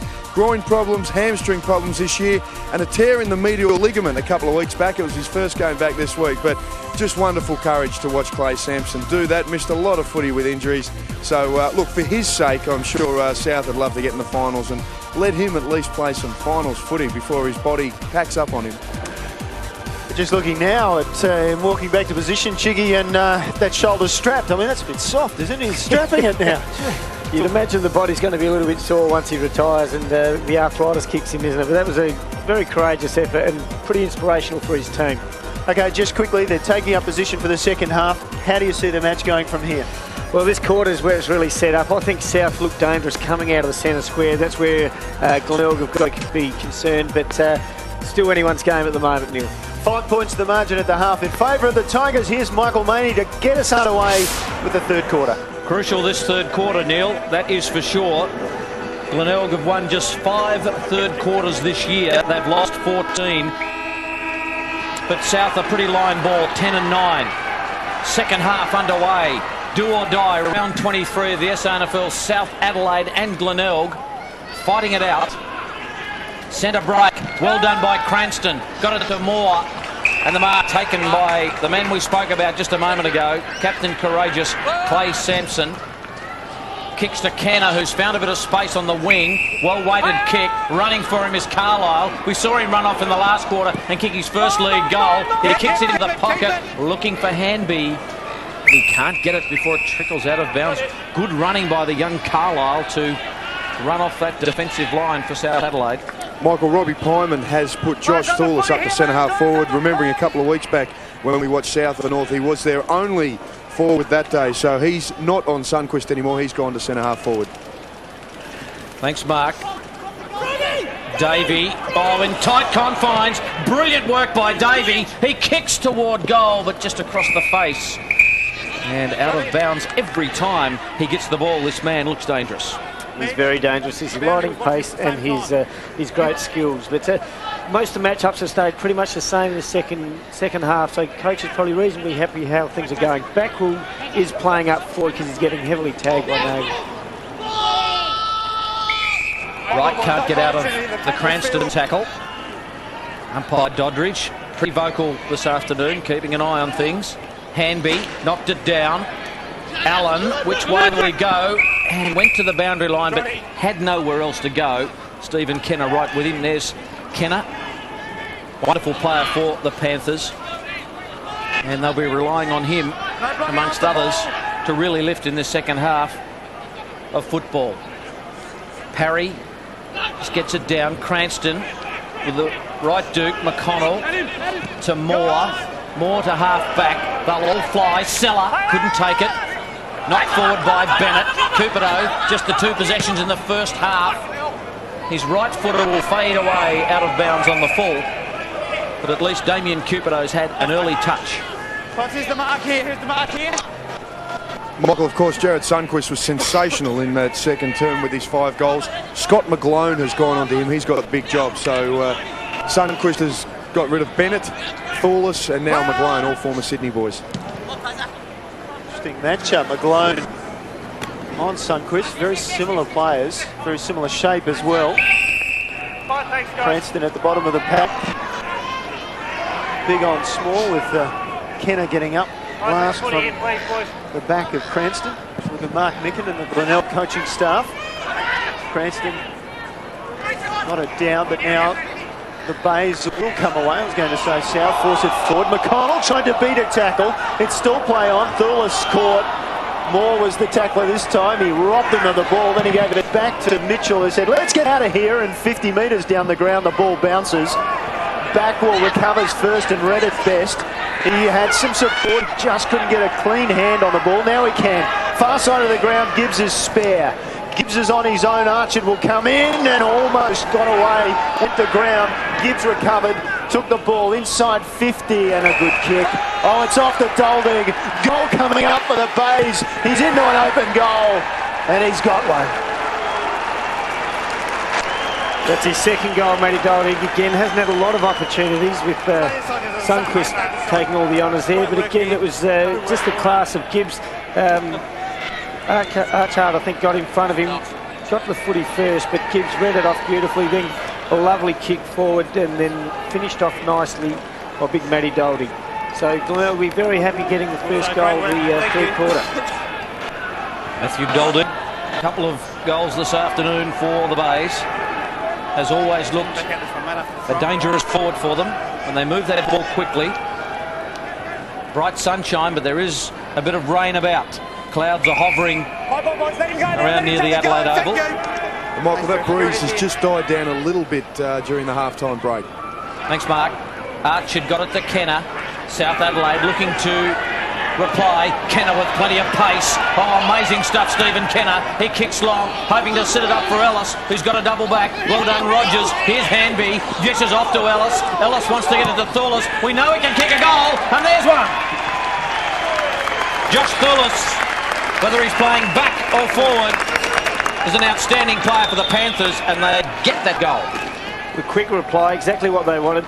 Archard again did some hard work before this, just before that passage of play, and 3 or 4 players ran up to him to shepherd the body to allow the players to run forward. But Thorless is dangerous around goals, and that was a very good finish. So both teams, as we know, can kick goals quickly. So again, Glenelg will be trying to outscore them this quarter, but it's just a matter of holding on and keeping within touch for that last quarter with the breeze. No surprise to know that there are no survivors from the last South Adelaide team to play in the finals. Way back in 1992, I think the last of them might have been Trent Mills. He retired a couple of years ago as captain of the club. And for the Bays, only Paul Sherwood survives of that 1999 team when Chiggy was a teammate of his. It was the last time the Bays played in finals. They forced the ball Out to Gibbs. Oh, that was dangerous. He got it away. And still the pressure comes from Davey. Quite brilliant. He does eventually force a turnover. Yes, he does. Well done by Alan Davey, I should say. Just like his brother Aaron. Just dogged in the way he went about it there. Couple of great tackles, and now it's set up for Archer to take a shot at goal. That was just exceptional play by Davey there. He dived on 3 or 4 players just to get the hand to them, then put the pressure on and it caused a turnover. Now Archer lining up, which should be a pretty easy kick from here for a player of his quality. One goal won this afternoon, Reece Archer. He missed last week. He had a wedding commitment. A friend of his in Victoria. Starts it to the right, fades it back, not touched on the line, it's through. That's 2 for Archer, and they've hit the front. Again, Davies' play, you can see here, just first effort, up again on Gibbs, then again, second effort, third effort. It was just fantastic work. Sometimes players that play the style Davey do are very attacking and are not great in that area of their game. So I'm sure AFL scouts will be sitting there pretty impressed with what they've seen from Davey on both his very much attacking style, but then the strong defensive side as well. Good kick by Reece Archer, one of the class players of this competition, his first year for South Adelaide. Out of the centre, Allen. Mules just lost it for a moment. Graham continues to run. The Bays have had all the answers. Carlisle at the back, front and square, Backwell. He may try and dribble this through. Bennett in the short sleeves in the second half. Undecided which way he'll go. Spread the handball out to McGlone. McGlone's kick to Archer, who's in a bit of space at half-back. How does he get on his own? I don't know. Archer's kick to the run of Clark. This is David Clark of South Adelaide. His dad's in the stand somewhere. Kick inside 50, looking for Ellis. Just too far for him. Rogers is ping for chopping the arms of Dale Ellis. And he'll go back and shoot for goal number 4. And there he is, David Clark, champion footballer. Liz, his wife, with him, played with Geelong and Carlton his last couple of seasons, recruited by David Park into the Carlton Footy Club. That's some pretty good genes there, Michael. Of course, Tim, the brother, David and Elizabeth's son, is at Hawthorn, and their daughter Georgie is a champion distance runner. Well, let's see if Dale Ellis is a champion goal kicker. Good looking kick, a confidence kick from Dale Ellis. He snagged 4. He has stood up in this game with a late withdrawal by Ben Warren. And that was important that he did, and it's another good goal there. But there was a bit of fight going on in the middle that we can see there through that whole passage of play. It went for a minute or so, and both teams know how important this is, and no one's going to give an inch, are they? And Luke's not real happy there. So South just getting a little bit of a break here. Espinoza and Smith involved there, but it actually started with Stephen Kenner being bowled over by the experienced Benny Moore, and then it developed from there, and eventually Smith and Bonozzo came together and decided they'd get involved. A lot on the line here for both sides. The winner will finish in the finals. Here's Nagel off half-back, chip shot. Wright should have marked it, now he got control. Just managed to get it forward. Cupido looking to push off 1, 2, 3. They all come at him. He's lost it. It'll be a free kick to the Bays. You got the free kick, right? And off the ball, you can see, oh, that was silly. You saw that. It's a report. The arm going straight out, and he said, I hit him in the chest, and it was not a clenched fist. I'm sure that will be his secondary argument, Damien Cupido. And we mentioned it was going to get hot out there, and that'll be 50 metres, I think, because it was a Bays free kick anyway. That'll be 25 metres, but let's have another look. Well, it's not a lot in it, really. You'd think he'd be stiff if he got... You're thinking Emmy or Academy or McConnell is... Or Logie. He plays that game, doesn't he, McConnell? Yeah. I don't think Cupido's got too much to worry about with that. No. Well, he might have with Cupido being upset, because I wouldn't like Damien Cupido mad at me. So McConnell, he'll take the free kick. He's more concerned about where he's going to kick the ball at the moment. 7 points to margin. South Adelaide 3 goals to 1 to start the second half. We've travelled just over 10 minutes. Sundquist, inside 50, good kick. Just outside 50 is where the ball lands to Rogers. He goes inside on the lead. Doldy, his hand was swatted away, and that's what he's complaining about. Archer plays on for South. Here's Cupido, he'll sit under the ball and he'll wait for it. Oh, it's play on. I thought he marked that cleanly. Well, that can happen sometimes when you upset the umpires. Here's Gibbs, clever, around the corner finds Graham. Graham's got players this side of the ground. One of them is Rogers, one of them is the big kicking Mitchell. He decides to go more direct inside 50. Bennett with the punch. He's taken the long sleeves off. Here's Davey. Good pace, good gather from Davey. Released it wide to Sampson, who got it onto Ellis. Defensive side, centre wing. Drops it over the top for Davey in space. Left leg comes inside. Right set half forward, 60 out. Quickly to Handby, great build up. Handby for Thulis, couldn't pull it in. Panozzo can't pressure in. Thulis gets a kick away and hits the post. Again, Davey is the real difference, I think, between the two sides at the moment. He's looking really dangerous, working hard, running hard, and very creative when he gets the footy. Mitchell from half-back. His target's back wall. Well done, Kenner. Classy bit of work to knock it down to Archard, who gives it back to Kenner. Now someone needs to go to Kenner with a Shepherd. He doesn't get it, so therefore he kicks under pressure, and it's marked by Mitchell. Someone needed to get back, and Shepherd. There's Sundquist, firing off a lead. McGlone running with him at the moment.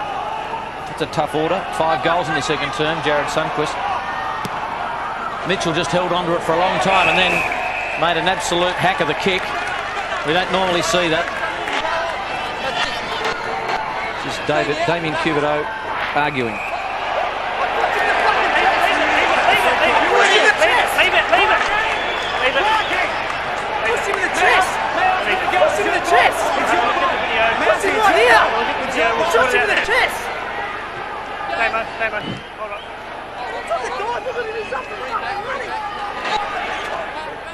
I think we can gather from that he think he pushed him in the chest, Nick. I think you're right. Taken by Handby. Handby's kick. He'll look for Thulis, who flies a little bit early. Ellis, he's in good form at the moment. It could work for him.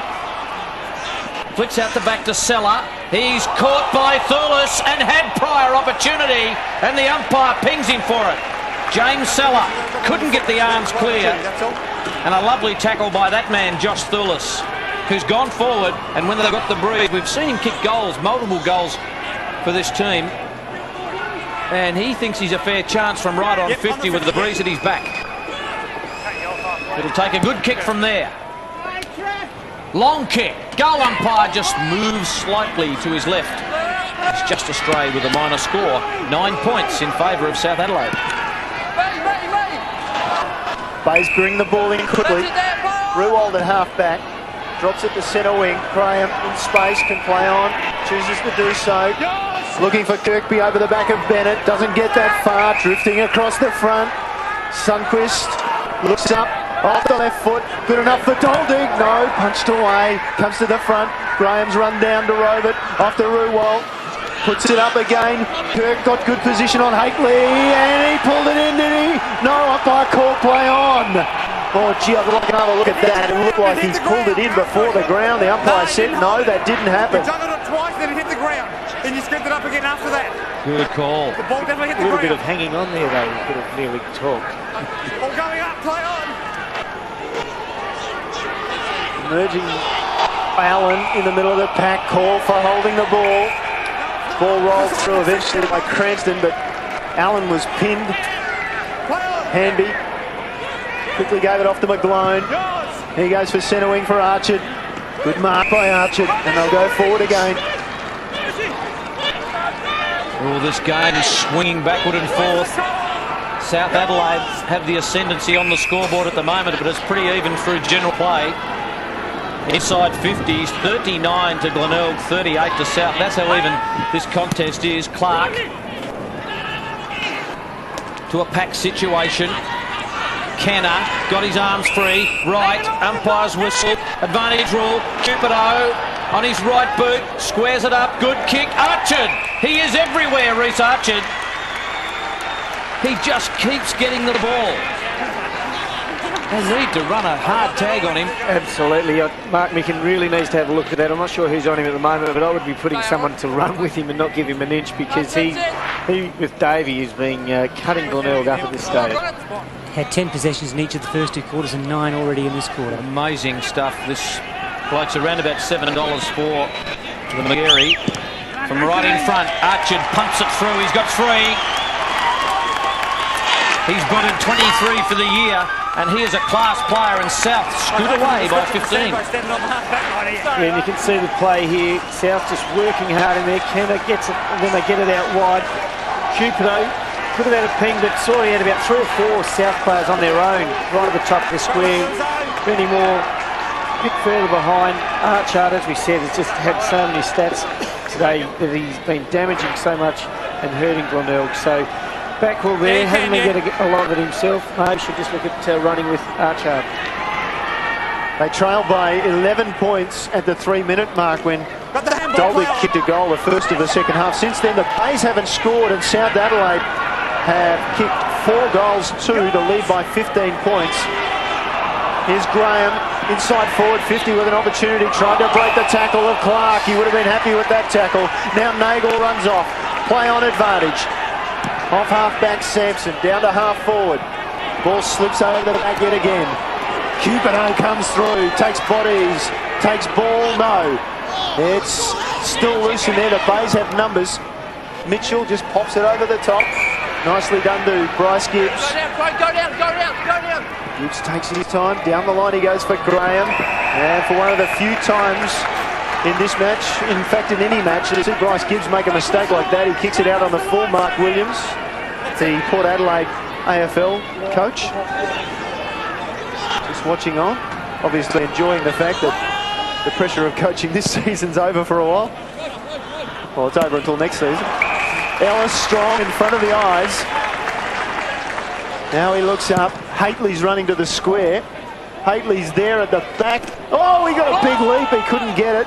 It's fallen to McConnell. He wanted to rush it in the end. He succeeded. Good work there by Kirk, backing back into the pack. But South Adelaide certainly got all the momentum at the moment. They lead by 16 points. And you can't say any side's travelling like winners at the moment, because this game has been so even. Panozzo from half-back kicks to the wing. Big pack of players amongst this. Good Mark Kirkby. And I'm impressed with his season with Glenelg this year, in the times we've seen him, and showed himself to be a capable defender. He kicks with that left boot and finds Duldig. Lovely kick. Duldig, short kick, looking for more. The cavalry are coming, and Kirk's taken out his own man in Moore. Sampson over the top. Carlisle chips it in short, and it's been marked by Parry. Gives the handball to McGlone, who kept on running. Got the staggers in the end, cleaned up by Panozzo, who runs and carries and looks for Cranston. Poor kick. Cranston, at least it's out in front of him. Well played, big man. Got the kick away. It's high. Looking for Kirk. Carlisle! And just being held out of it, Kirk there once again. In fact, it's Thulis who's got it and kicks it to Carlisle. Right there. Let's have a look at this. Line. Josh Thulis, good mark. Handby squeezes the kick out to a 2-on-1. Clark made pretty good of it, then dumped the ball on the ground. Good tackle, no free kick. The umpire let it go. Amazing stuff. Chiggy just about threw his book away. Handball over the top to Backwell. Backwell's chip kick finds McConnell. Sunquist is further afield for McConnell. He goes to him over the top. He's got Mitchell looming. He decides to chip it in short, and Kirk comes on the lead. Oh, I thought he made a mistake there with his option, Sunquist, but he got it to Kirk. Had to be a good kick, didn't it? And it just demonstrates again how good his skills are, Sunquist. And pretty important kick here for the big man in Kirk. Mitchell is lurking. You can see that happen. He's got it from 49. He sprayed the kick away, and it's into the pocket still. It's in the field of the play. Socket away by Sampson to McGlone. Lucks of fortune. McGlone goes to centre wing. Breaking was Clark. Clark, the racehorse, will he take on Mules? No. He opts to go down into the forward 50, and it's picked off by Rogers. And South Adelaide got out of jail there. And Mitchell, so you would have backed him from 49 metres to at least make the distance, and that wasn't his best kick either. And whack, Handby takes the mark, and they release the ball forward to Ellis from outside 50. Long, high, a goal! And that's 5 for Ellis. And they got off the hook once, the Bays, having missed that goal through Mitchell for the second time in. Ellis bombed from outside 50 for the goal. Again, just not a good kick by Mitchell there, putting his Bay player under the pressure, and Ellis from a long kick outside 50, but he's been impressive today with 5 goals, and South certainly looking good. Thornell panicking a little bit in some stages here, as we see Cupido's come from the ground as well, I think, Sardi. Yes, he has. He's been replaced up forward by Dylan Williams. Also a change. Toomey's gone up forward, replacing Wright. So now they've gone for the 3 talls, the attack there with Toomey, Ellis and also Ilgerson. Biggest margin in the game so far. It's at 21 points in favour of South Adelaide. Handby got crunched by Mules. Taken by Moore, who's recovered from being crunched by his own man. Taken by Ruwalt. Wobbly old ball, but it's good. And it finds Kirkby, who's been sent forward. They need something up forward, the Bays. They're under siege at the moment. The kick goes toward that man Kirk, who can't take the mark. Need a crummer. Gibbs, one of the best in the business. Fed it back. The kick, high. The Bays need a mark. Ruwalt. In fact, it was Duldig who couldn't get it. Ball just rushed through for a behind. A staggered start. 20 points the difference, and there is Port Adelaide's coach, Tim Ginnivan, watching on. Tim Ginnivan, very upbeat about his side, or trying to be upbeat about his side's loss to North Adelaide last night when we spoke to him earlier. Here's Ellis from behind came Rogers. Umpire said that was a mark. Just by the by, that rush behind was the Bays' first score since the 3-minute mark in this quarter. And they've struggled into the breeze. Thorless comes, misses. Bennett, hand pass came out. Yeomans, Mules, now Backwell.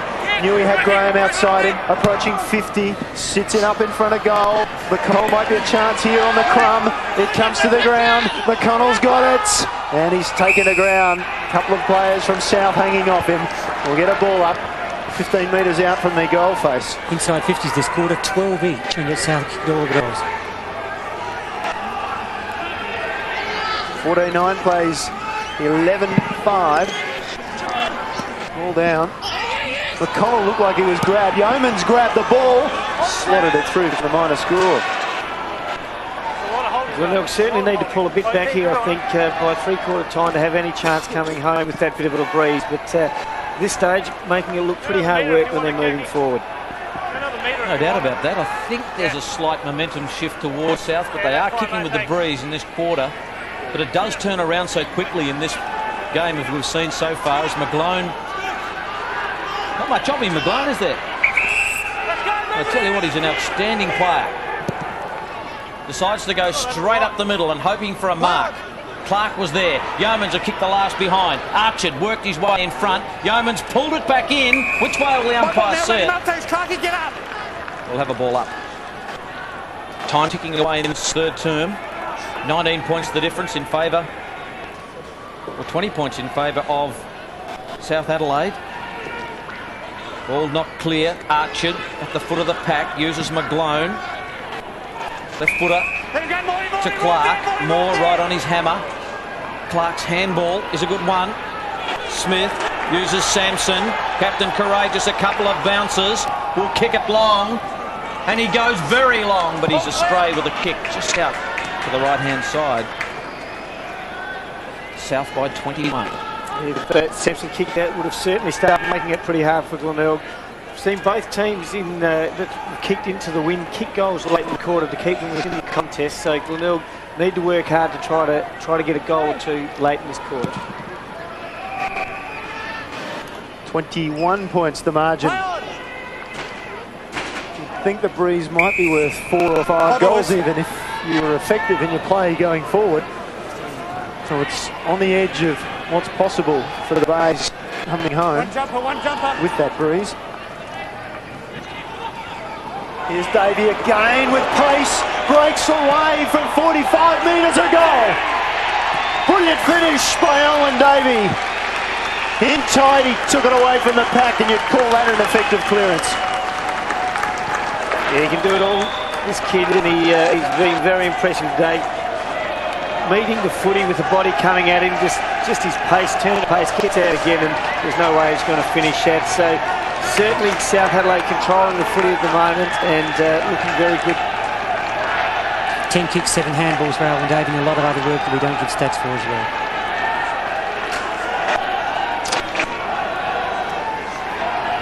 Back in the centre. It's like Gibbs is going back to play the loose man across half-back. They need something. Kirk in the ruck. Ball knocked down. Handby. Archer. 6 straight goals in this term by South Adelaide. Oh, Ellis couldn't quite take it. He's having a day out. Smith went without it. On hands and knees. Ruwalt pushed him in the back. Oh, dear. Ooh, the rub of the green going the way of South Adelaide in this term. Smith kicks to the lead of Toomey, who went a bit early. Gibbs, that loose man, McConnell, never out of there, needs to get rid of it. Does so.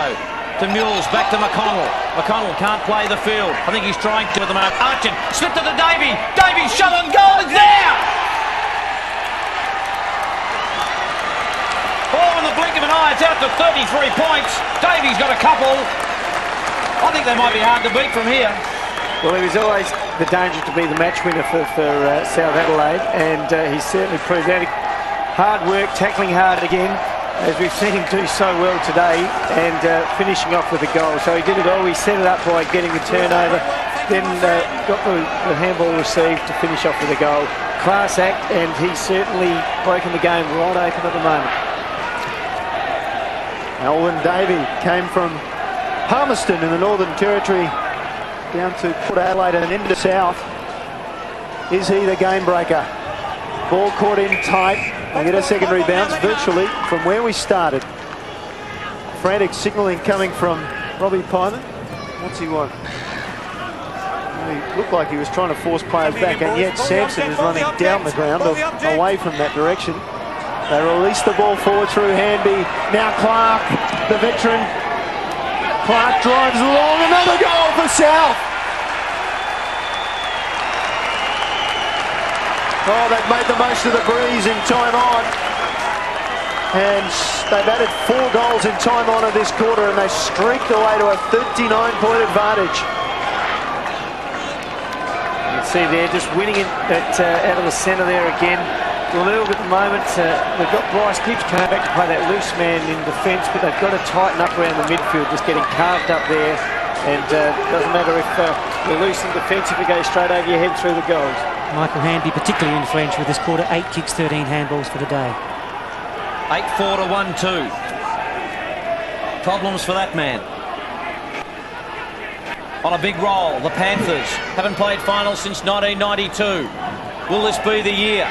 Backwell caught with a footy. Released it out though. Davey, quick handball. Hakely about to get tackled. Just got it forward. Ruwalt needs to be composed. Got it back to one of the most composed on the ground in Bryce Gibbs. Gibbs has got McConnell. Lovely kick. McConnell needs to run. He'll burn off Parry all right. He kicks to the lead of Doldig. Well out in front of him. In fact, it's Mitchell. Mitchell with a bit of pace. Uses Backwell. He's got to get around Thulis. One of the best tacklers. Mitchell, another opportunity. Can't get the handle on the footy. They're under pressure. Perceived pressure. Mitchell got it out to McConnell. He fumbled. Carlisle just took it with him. South out of trouble. Handby's got it.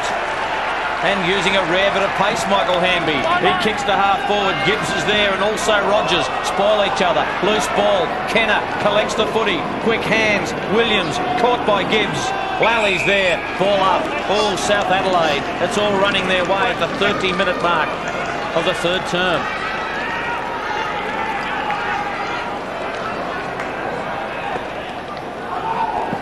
Scintillating football by South Adelaide in this 3rd term. Oh, Clark with a dangerous boot. Moore got it to Backwell. Backwell to Ruwalt. who needs to use Panozzo, and Panozzo with a couple of bounces. Glenelg need to get it up there quickly. The kick by Panozzo will be chopped off by Bennett, and Bennett will clear for South Adelaide, who've got all the answers in this third term. Well, they showed a bit of the ball there, but Parry got away with it. Doldig comes at him. Parry releases to the far side of the ground. They've got runners out there. McGlone. Nagel can ride shotgun for him as McGlone travels down the outer side. Goes in long to centre half forward. 3-on-1. Ball to the front. The Bays with the numbers. But they can't just clear the ball now.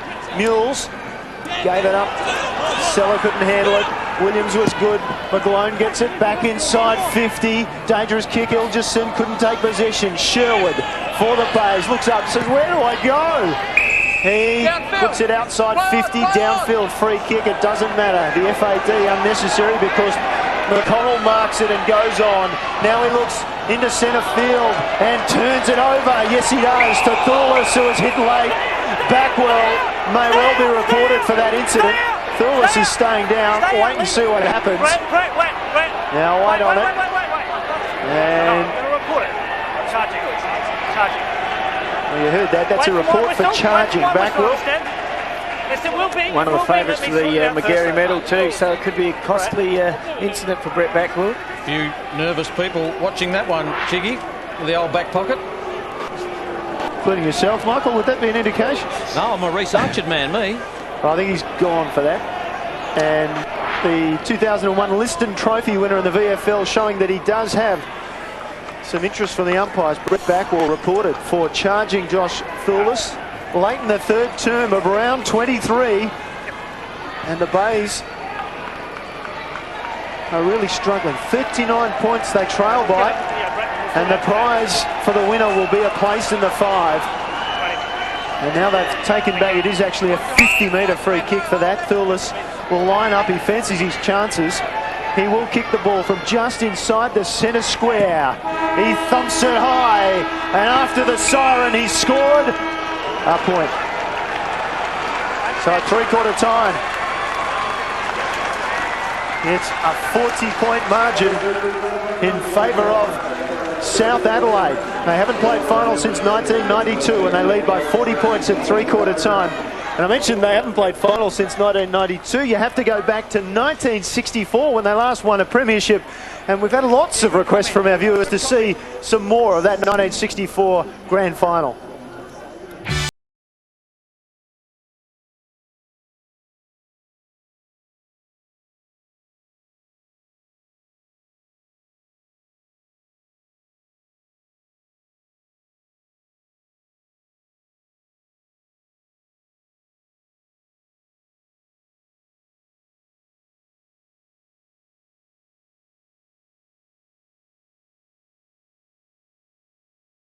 Bit after last week's injury, bounces the ball, and the play is going down Port Adelaide's way with a high kick by Freeman right down to the goal mouth for Port Adelaide. It's come off hands, and here is Christie battling hard right down in the full forward pocket where Philp is leading out in the race for the ball. 3 minutes into the first quarter, and at the throw in front of South Adelaide's goal, Cantilla gets it down to White. White handballs it across, and here's a shot in, and I think it's going very close to the line. Been marked by Rowenfeld right near the behind post, and South Adelaide in the opening 3 minutes of play have an opportunity, a similar one to Port Adelaide, and the shot has gone through for a point. 10 minutes into the first quarter, and South Adelaide with another opportunity. Alexander shooting in. It's going to fall short of goal. Up they go. Comes down off the hands of the pack. Darley has it. Handballs out. White tries to gather it in. Here's a kick in by Backman, and Backman has scored the first goal of the match, and it goes to South Adelaide. And here are South Adelaide going right down to their full forward area. It's over the head of the pack. Now here's a pick up by White, and a very hurried shot into goal, and that is South Adelaide's first goal of the quarter. In fact, it's the first goal for either side for the quarter, and the amazing thing is that almost half-time and Port Adelaide have not yet scored. And 6 minutes into the third quarter, Port Adelaide have a chance for goal, and there is a goal scored by Freeman, I think it is. Yes, Freeman for Port Adelaide. And it's amazing that it has taken Port Adelaide 3 quarters to score their first goal. which must be something of a record. And the play now is down in the South Adelaide half-forward line, where a flick pass comes out to Threadgold, and Threadgold sends a long one right down to the full forward area for South Adelaide, where Schmidt handballs it out to White. White takes a hurried snapshot into goal, and it's through for 1 point. And that is the end of the match, with South Adelaide scoring a magnificent win. South Adelaide 9 goals 15 rather, 69 points, defeating Port Adelaide 5 goals 12, 42 points. And there is Curley, who's done a magnificent job to bring South Adelaide from bottom to top in one season. He's done this before. He did this at Whyalla in his early days in football, and did the same for West Adelaide in his first year of coaching for the Red and Blacks. And now he's done it again with South Adelaide, and they thoroughly deserve this magnificent 27-point win over Port Adelaide. Yes, finished third and then lost both games, which was very disappointing. So, yeah, both teams desperate to make the finals, but South's certainly looking pretty strong at the moment. Well, in 1964, they've had a reunion. In fact, the South Adelaide players this afternoon, the 1964 Premiership side, one of those players, Ian Day, well known to many South Australians. Daisy, what have you been doing with yourself this afternoon? Well, Neil, we've had a great afternoon. As you've just mentioned, we've had most of the 1964 grand final players with us. We've had, obviously, officials and supporters up in the Gil Langley room. And it's been a great afternoon. And we're talking about old times. And, of course, the stories get bigger and better as years go by. And, no, we've just had a good day. And if South can get up and win this one, we've even had a better day. Well, they're looking good this afternoon, aren't they, Daisy? Yeah, great third quarter. Yeah, I'll say. And, look, that afternoon, you mentioned the third quarter. The third quarter must have been pretty special for yourselves that day, because you held Port Adelaide without a goal until that third quarter. Yeah, we got off to a great start. They didn't kick very accurately, to be fair, and they got off to a very poor start that way. I think they're about 1 goal 11 or at half time, I can't remember. But, you know, coming into the last quarter, we had a comfortable lead and we managed to hang on to it. So that was great. It was great for South Adelaide. It was great for football, and we've got a lot of wonderful memories alluding to it, yeah. And Daisy, Nick Chigwidden here, mate, and you were leading goal kicker, am I right in that year? A little rover, a 1964 leading goal kicker for South Adelaide. Oh, geez, I can't remember what I did yesterday, but I did in 1964. I know I got a couple in the grand final, and I think, well, they've just told me up there that I kicked the last one for the in the game. And by about 9 o'clock that night, I think it was at centre-half back where I kicked it from, so it was fairly long. Just, Daisy, you're joking, of course, about your memories, but what are your special memories of that day? Well, you know, I can still remember there was 56-odd thousand people here. It was a very warm day. And, you know, anyone who didn't barrack for Port Adelaide came back to barrack for the perennial losers, South Adelaide. They'd been bottom the year before. Neil Curley came along, and all of a sudden we were playing in a grand final. 56,000 people here, and I remember running out onto the field, and your feet don't even touch the ground. I remember more when we went off the field, and they gave us a bottle of champagne when they walked down the players' race, and I was a non-drinker, and I was whacked before I got my socks off. So yeah, that was it was a great day, and we had a lot of fun afterwards. Fantastic. I'm sure it's been a lot of fun today. It'll be even more fun after the final siren if the Panthers make a return to the finals. Thanks, Ian Day. Neil, you're dead right. Thank you. And now across to Sodas, and Sodas, you've been listening while we've been chatting away about history to the South Huddle. I have a very pumped up Robbie Pyman said the job's not done, obviously, and he said he wants the boys to win the game, not save the game. He wants them to kick goals into the breeze. They kicked 5 in the second quarter into the breeze. He's expecting more goals this term. He's going to put Toomey up in the square, 1 out, just so that they can pop the ball up. He wants to run and jump at it. Keep in mind, the last time these sides met, round 15 at the Bay, Glenelg kicked 5 goals against the breeze in 10 minutes in the last quarter before Glenelg came back and kicked 7. Here's Michael Maney. Lots to look forward to in this last quarter of South Adelaide, or Glenelg, I should say, can kick the first couple of goals. Tough order from here. They trail by 40 points. Mothballs for the losers. It'll all start in the centre of the ground.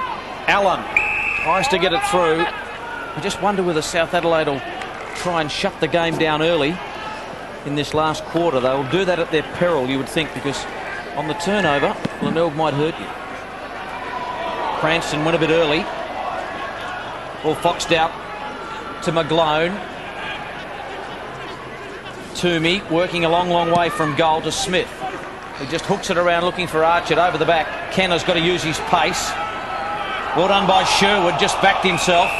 And he's amazingly called for holding the football. Well, I don't know about that one. Kenner kicks inside 50 to McGlone. And that breeze still favouring left of screen as McGlone does the Matthew Lloyd trick with the grass. The breeze is worth 23 points in the first 3 quarters on average. Thanks, Ian.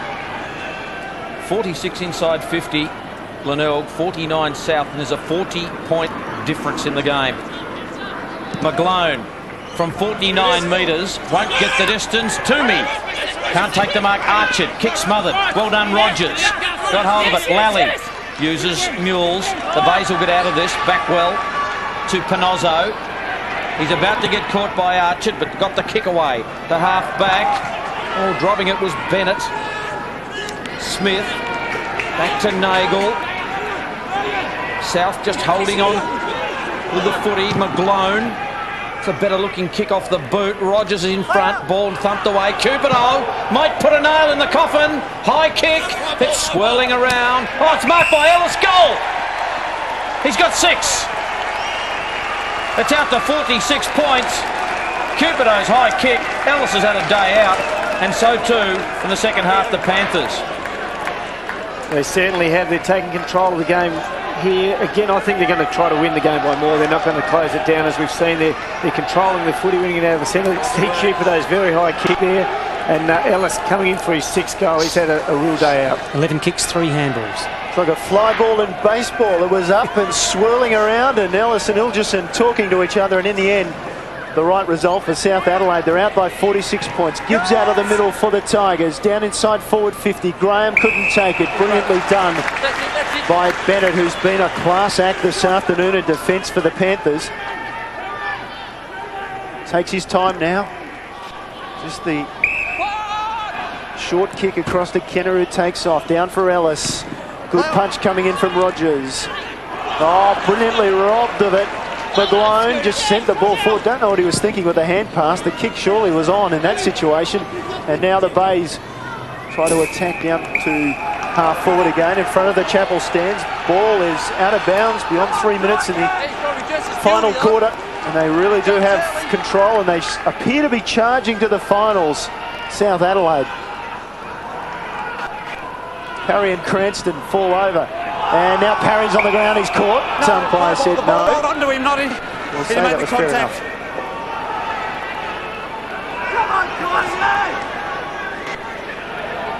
Umpire Doddridge puts the ball in the air. And we get another ball up. Goes on. As the sun pokes through the cloud cover this afternoon. We've been very fortunate with the weather. It's certainly cool, but it's remained pretty fine. Moore slips it forward, not very far. Bays can't spring it free. Eventually, though, they do. Backwell knocked it down nicely. Now it comes back. And they get a goal. Badly needed. And it was Jared Sundquist, who he can't miss this afternoon. That's 6 for him this afternoon. He certainly had a good day out, Jared Sundquist, and he needs to get a couple more. Again, some tough work in there by Trevor Cranston. Backwell knocked it forward. Sundquist is the man you want to be giving the footy to around goals. He's not going to miss it. And he's had a great day kicking 6 goals. But it'd be very disappointing if Glenelg didn't have a real dip here. They've had a shocking 3rd quarter, and they've got to bounce back here. Well, they win more last quarters than they lose, 12-6. So they run games out pretty well. They're fit. They've had a good pre-season. And they'll need to take that right to the line if they're to get anywhere near South, who put an amazing 8-5 to 1-2 in that 3rd term. Good bounce by the umpire. Parry went a bit early. Mules got it to Backwell. Backwell's handball to Allen. Gave it back to Gibbs, who gets around Ilderson all right. They pump it long. Gibbs goes to the pocket. Graham out position. Bennett couldn't take the mark. Will the Bays make him pay for that? Ball just caught underneath and a bounce. 5 minutes gone in the final term. 40 points the difference in favour of South, as it was at 3/4 time. There's Matthew Graham. Impressive young player for Glenelg. Cranston and Parry have been going at it all day in the ruck. Kenner Parry just laying on the football. Was he trying to get it out? The umpire said he couldn't. Another ball up. Ooh. Amazing game of football. That 8 goals, crucial in that third term by South. Parry went a bit early again. Cranston knocked it out. Davey somehow in confined spaces, he just gets the footy and weaves around. Sunquist caught, got it to Backwell. Gibbs about to be shut down by McGlone. Steady enough to get it to Mules, who's caught by Ilderson. He got the kick away. Davey ends up with it. Taken by Wright. Clark cuts through the centre square at the Adelaide Oval. Does a spin. There's nowhere to go. The side's on Ilderson on the outer side. Ilderson, short kick. McGlone, who runs forward. He continues to run forward. He kicks it high. Ellis! Oh, he can do anything. He can do nothing wrong today, Dale Ellis.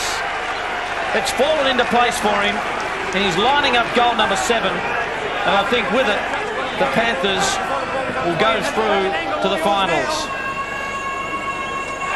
Ellis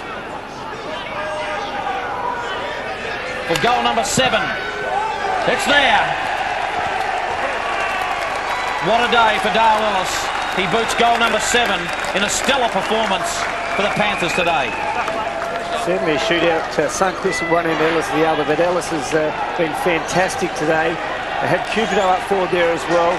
South just working the footy around and then getting it in quickly there. And McGlone again, very good player for South today. Ellis just a strength. Rogers right with him, but used the body well. Scott McGlone having a day out. 21 kicks and 5 handballs. Only Reece Archard with 33 has had more for the Panthers. Dale Ellis, the former Eagle, went down to the Panthers, and a good time of the year to be breaking in and showing some good form. Harry up early. Falls for Allen, now Cranston releases the ball wide for Backwell, who was reported in the third term. Here's Sunquist, bombs it long, and it was read first and best by Haitley, who was backing up, took the mark. Haitley decides to come this side of the ground, not a bad kick, in fact an excellent kick, punched it all the way to Ilderson, who then drops it over the top for McGlone on the wing. Good hands, McGlone. Under pressure from Mules. Took a strong mark. Looks back inside. Clay Sampson was there, his captain. He says, kick it down the line. And he does just that. And here's Ellis. Ball over the back. Rogers, who somehow kept that ball in while it looked like it was a metre out. Rogers down to half forward. Alipati Carlisle with good skills and then went for the boundary. And umpire said, that's fair enough. And that was cleverly done by Carlisle. The last time South played in a final was the elimination final against Glenelg in 1992. So a bit of revenge here, perhaps. Taking a long time to extract it. Free kick, holding on. Cranston will get it to the base just to hold onto his jumper. In that contest, Parry. Cranston sits it out in front of McConnell on the lead. Oh, that may be 25. As Thulis just gave him a nudge. But McConnell will have a shot, you would think. Duldig gives the lead, but McConnell from right on 50 wants to ride it home. It's a good-looking kick, and it's just away to the right. Everything needs to go right from here, but it's a 45-point lead to South Adelaide. Worked hard, McConnell, all day, but certainly gets a lot of the footy. Can sometimes do a little bit more with it, but he has worked hard, I think, for Glenelg. 12 and 6 for McConnell. South taking their time with pretty much everything they're doing at the moment, and why wouldn't you? Gee, they haven't played in the final since 92. If they blew this one, they'd be really dub chokers, wouldn't they? Well clear at the moment, and looking the goods, 45 points up. Well, mistake there, lets in Moore. Moore gets under his kick. The breeze will carry it. Will it carry it far enough? Well, and in the end, it came off the boot. Running there through was Rogers, was it in the end that it came off his boot as he tried to get down there to take the mark? Archard at half back. Just kicks to the lead out there of Nagel. Nagel just gathers the footy. bounce or two. This keeps on running. Handball over the top. Is all right to Smith. Smith got around Mules. The handball away. McGlone sets up Ellis. Oh, McGlone's a class act. No question about that. He is an outstanding player. And to the best forward on the ground, I'll tell you what, not much between Sundquist and Ellis, but if Ellis kicks this one, it'll be goal number 8. And he will shoot from 30 metres out directly in front. A wonderful day for Dale Ellis. Goal umpire doesn't move. Watches it float over his head. It's out to 51 points. South Adelaide will march into the finals in 2006. Again, good work by Ellis. He had got Kirk on him now. I think they've made the change there. Got some space, had plenty of room there, and the delivery to him has been good as well. So I think outstanding day. South Adelaide keep driving forward and looking very good. Great confidence booster for them leading into the finals. South Adelaide physiotherapist out on the ground, and with Jared Bennett, who seems to have a little bit of a problem with a hamstring, but he stayed out there. So hoping for South fans it's just a knock, not an actual strain or anything. Well, you wouldn't want to be taking any risks at this stage, would you? Here's Parry. Made the move from Port Adelaide after 34 games to play with South Adelaide. Now Davey inside 50. Cupido, haven't seen much of him, but he's just popped up. He'll kick a lazy goal here, you'd think. Hasn't been a big day for Cupido. Got young Lally on him now. He certainly, as we can see the physio there for South Adelaide. You'd think if Bennett's got any concerns you'd pulling off now, wouldn't you? Well, you'd think so. Cupido comes in, bangs home another one. And this week, as we know and heard, Damien Cupido will argue, I pushed him in the chest when he goes to the tribunal accused of striking. And he would have to be pretty stiff to get anything from that, you'd imagine. There wasn't a lot in it. Again, that's perfect Cupido. He just uses the body well. He's so strong. And he goes back, and he'd be happy. He'd like to get a couple of goals late in this game, I think, just to get the confidence up leading into the final. He's kicking straight. 2 goals straight to Damien Cupido. And that's not a happy look. But they've done particularly well this year, Glenelg. They've got a solid foundation to build on for next year. But we always like to live in the now, Nick Chigwin, don't we? Well, Mark can be very disappointed. They set the goal to play finals football and they're going to miss out. So with a pretty poor effort today. No poor efforts from Davey, who threads the handball out to Archard. Archard over the top. It's a rampage. Taken by McGlone. He kicks it long. Will he kick straight? Does it make the distance? No. The mark taken by Toomey. He's got Kruger in the square, but Toomey might just go back and have a look at a shot from very, very close in on the pocket. The angle's perfect now. It's all yours, Toomer. About to tick into 14 minutes. Nathan Toomey just looking around. What will I do? Decides to chip it back to Smith. Still doing the team thing when you're up by 56 points. That's not a bad effort. Matthew Smith. Don't know whether he'll get the distance against this breeze. Cupido's calling for it. And he goes. And the mark taken by Toomey. Well, he gave it back. And now he's got it again, Toomey, and he's on a better angle. I think we'll see him have a shot here. The black armband, Sabres might just get you to check on that. Black armbands today, so That's the angle, boys. not quite sure what's happened there with South Adelaide.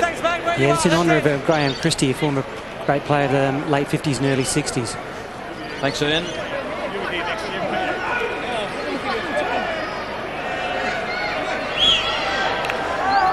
Toomey. Not his best effort. Just away to the right. Graham Christie's son, I think Gary, played at Glenelg as well with South Adelaide. So, Stephen Kenner, iced out. He rolled that ankle last week, I think so. Does that right? Yes, yeah, I was just checking there with Stevie Kenner. He rolled that last week, if you remember, in a marking contest with Chris Vanderloo. So that's purely precautionary. He's okay. Well, you wouldn't say anything else, would you? With the scoreboard and you're about to play finals, you wouldn't be admitting at this stage, no, I've got a real problem, I won't be playing, thank you. Send the message to the coach.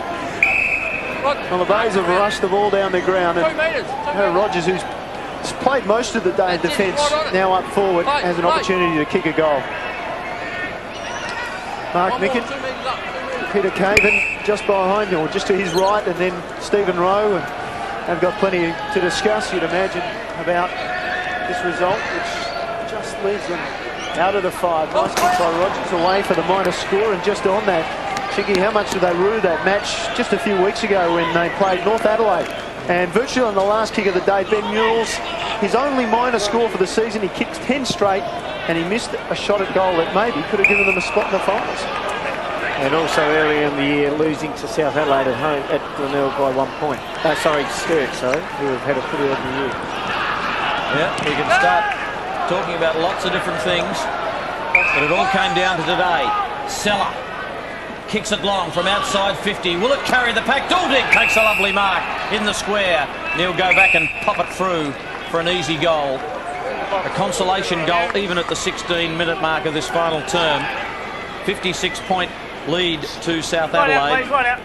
It's all academic at the moment. Duldig just pops it over the goal umpire's head, and he's got 3 for the afternoon. Apart from Sundquist, he's probably been their best forward. He's been a target. He's tried hard all day. He has tried hard, and he's had a pretty good year, Duldig, but it's really important the guys here. Obviously, the game is over, but they've got to show a bit of character and work hard here. South has been fantastic in the last half of this game of footy, and they've just got to keep working as we see a change going on there for South Adelaide. Yeah, Josh Thorless just coming from the ground to a round of applause from all the South Adelaide faithful here. Dylan Williams on the ground, and the black armbands there are to signify Graham Christie, the ruckman from the 64 Premiership, passed away on Monday. He had his funeral yesterday. Thanks for that. Soda's ball caught in there again. No, we won't get a secondary bounce. Here's Clark trying to shake clear, got the ball out. Mules comes in, he's tackled immediately. We'll get a ball up. Ian Modridge, tell me, South Adelaide, good win this afternoon. How high can they go in the finals depending on 2 games tomorrow? They could be 4th, couldn't they? Third, in fact.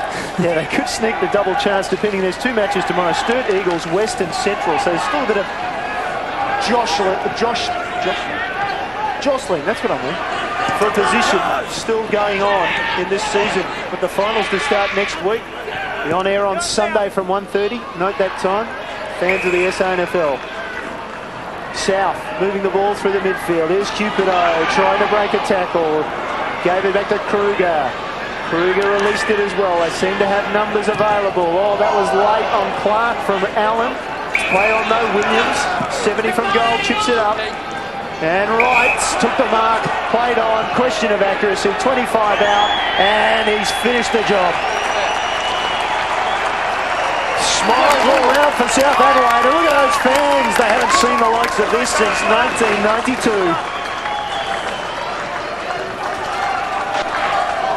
Get a lot of work in there. Cupido in the middle, break of 2 or 3 tackles to get the footy forward then, and then Wright finished off with a pretty good goal from the pocket. So yeah, the South fans will be pretty happy with what they've seen today, especially in the second half of footy. And there's no doubt South will be pushing Port Adelaide pretty hard next week with the form they're going into the finals with. Fair bit of time on the bench for Jared Wright. He still had 7 kicks and 17 handballs. 13 goals in the second half by South Adelaide. Amazing stuff. Gibbs takes the mark. Just the 3 goals in the second half to Glenelg. 30 possessions for Gibbs. Been all right for them. Carlisle goes to ground. Lally just hasn't been able to work his way into the game. Angus Lally, and a ball up. Nice boys, my ball. There's some fans from South Adelaide. Pretty happy.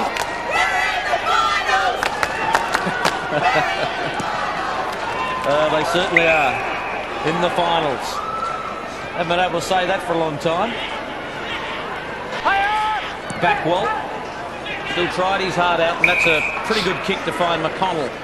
He'll kick from around 35 metres out directly in front. Well, I suppose when you look at Glenelg, Chiggy, Mark Micken will be looking to see who puts their hand up in when the game is done and dusted.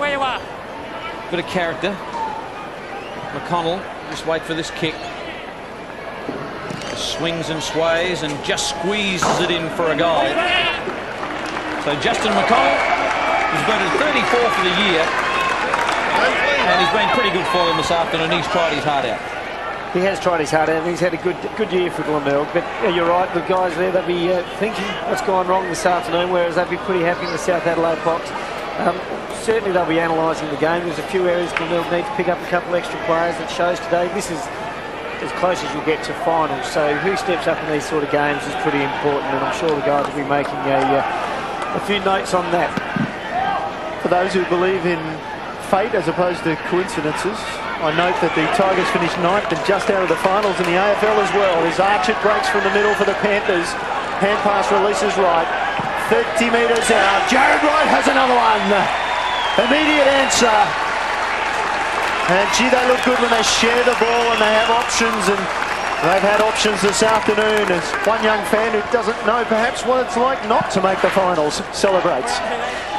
Again, just running hard, South Adelaide, and they're looking very good. Right, that's his 3rd goal for the day, I'm pretty sure. And again, they just support each other when their confidence up. Archard's had a 2nd goal, was it, for today? Archard's had a fantastic game. He's had plenty of the footy. Him and Davey. Davey's dropped out a little bit later in the game, but they set the whole game up earlier in the day. 22 minutes gone. Wonderful effort this by South Adelaide. They could have took the foot off the pedal too, kicking against the breeze, but they haven't. They've booted half a dozen goals, so they've kept it up. Ball knocked out. Clark, his dad would like what he's seen from his son today. David Clark's been terrific for them. So too this man. Interesting kick by Archett with the party trick at the moment. Handball by Smith, back to Handby, right. Tried to get it to Cupido. Cupido may roll it through for a goal. No. Sherwood just hacks it out of the general area. Taken by Moore. What's his future? Will he play on? Kirk, right in the middle of the Adelaide Oval. Daniel Kirk, the former Tasmanian, uses Backwell. Backwell will just lope inside 50. Question of accuracy for Backwell. He's kicked it across the face and tucked away by McGlone. Through 4-1 behind. Again, Brett Backwell, we can see there, has worked hard again today. Had a pretty heavy tag early in the game with Nagel, and did a pretty good job, Nagel, on Backwell, I think, but worked hard and got back into the game to a certain degree. 10 kicks, 15 handballs for Backwell. This is the 10th time this season that South have kicked 20 goals or more. No, you're right. Haitley up in the middle of the pack. Ball forced to the back. Kirk bombs it back inside 50. Almost, yes it was. 2 grab mark taken by Gibbs. He'll go back and have a shot for goal. And well into time on, and you hear the elated applause from the Bays fans at that mark by Gibbs. I thought, hang on, it's in defence. There's no reaction from the fans. Mark Micken, Peter Caven, Stephen Rowe, not much reaction there either as Bryce Gibbs. This is probably, could be his last kick for the Bays. You would think he'll play AFL football next season interstate. Yes, he's certainly got an exciting career ahead, and an exciting month or so, I suppose, with the draft. As you said, could be his last shot at goal. Lally there, another young lad working hard. Kurt, a big fellow again, he got it in quickly. He's a class act, as we've said all year, in Bryce Gibbs, and fitting way for him to finish off today's game with a good goal. 19 kicks and 12 handballs today. The Bays 49 points behind, but they've been inside 53 more times than South. Brett, good point. Brett Backwell just coming from the ground. He looks very tender. He's limping. He was very doubtful actually coming into this game. It was only yesterday I think they decided that he would play with his ankle problem, but he's come off and he'll have a nervous wait before fronting the tribunal this week. Too true. McGarry Middle honours may be bestowed upon him if he's able to beat that charge. Good to see Bryce Gibbs having a bit of a laugh there a moment ago. Enjoyed his time. There's Brett Backwell taking the boot off. He's given his all this season for the Bays. And good to see Bryce Gibbs enjoying it all. He's soaking it all up because he knows he's not going to be here next year, and certainly loves the club, and so too that man Backwell. Just devastated at the performance by his team this afternoon in such a crucial game. 49 points the difference. Toomey just went up before acceptances. We've seen both Parry and Toomey do a bit of that this afternoon. Ball up again, just a rolling scrum. 25 and a half minutes gone. Michael Handby, terrific player for them. They will look to next week with plenty of optimism, the Panthers. Graham just tackling Kruger. Clark got it away to Cupido from outside 50. He loads up a bomb, Damien Cupido. Lovely mark taken by Ilgerson. Sherwood not happy with it. And he may come back 25 metres. No, he's not. And Ilgerson may just go for the check side here. Just about his only opportunity to kick a goal, you would think. Dennis Ilgerson. There's a bit of space there. It needs to be precise. Which way will it go? Ilgerson's got one. Goes the check side and hits the woodwork. Not too concerned about that at this stage. It's a bit of a chuckle. I don't think he's too fussed. He's more concerned about making sure he's in the team for next week, which he will be because he's had a fantastic year. 50 points the margin late in this game. Following the footy will be our Sports Grid show head-to-head. We may not see the actual final siren here, unfortunately. We're trying to get as much of this game as we can in, but time constraints may mean we don't quite get the final siren. South Adelaide releasing the ball. Sampson, what bravery from him this afternoon. Popped his shoulder back into joint and played on. We saw some graphic images of that as the Tigers come away from half-back. Cranston's in space. A lot of players just running up and down on the one spot at the moment. Gibbs, double grab, good in front of the eyes. They've thrown him up forward in the forward pocket. And he's just shown his versatility and class with that mark. He's allowed to play on. There's nobody on the mark, so Gibbs comes within maybe 48 metres, and Carlisle gets rid of Dolby, takes the mark. South Adelaide away again through Cupido. Cupido with class, just drops it out wide. Clark bounced off the chest, had plenty of time. He can release it this side of the ground again. Nicely done, Kruger. Davies ahead in space. He's going to go for him. Davies shut down though. Sunquist came across. Davies hurt. Bad news for South Adelaide. What a time for that to happen. Davies stays down as the Bays go to McConnell on centre wing. McConnell 25 metres. Cupido giving it away. And looking back behind play, so does might only be Cramp. Well, it looks like Cramp. He's stretching it out, so that probably, yeah, that's Cramp. That's a good sign. So hopefully no hamstring problems at all. Now, best of a bad bunch out of that one for the Panthers. And we see Alwyn Davey. Meanwhile, the mark's been taken just inside 50 by James Seller. Josh Saulis having to go back on the ground. Probably not too excited about that, I wouldn't think. He's just rested up and had a rub, but he's going to have to replace Alwyn Davies coming over now. But yeah, he's fine. He'll just have that cramp rubbed out. So Seller comes in and is a straight to the right for the minor score. I'm sure Timmy Ginniver had a bit of a smile on his face when he saw Davey go down. But, lucky for South Adelaide and for footy in general that he's going to be fine. Carlisle. Sorry, Michael, 23 possessions for Alwyn Davey today, 12 kicks, 11 handballs. He's run pretty hard.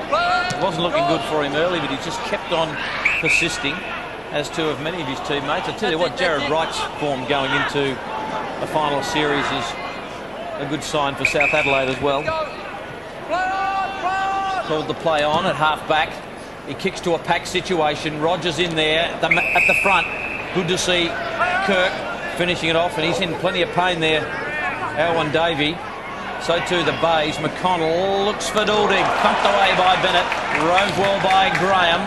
Graham kicks it high. Who can take a mark? Backing back. It will be taken by Wright, who's racking up possessions. Jared Wright comes to this side of the ground to McGlone, who has been an outstanding player today for South Adelaide. Gee, pick your 3-2-1 South Adelaide. Be a pretty difficult job, Chiggy. They've all been pretty impressive, South Adelaide, as a team, and worked well, and with some high stats there amongst them, especially their on-ballers.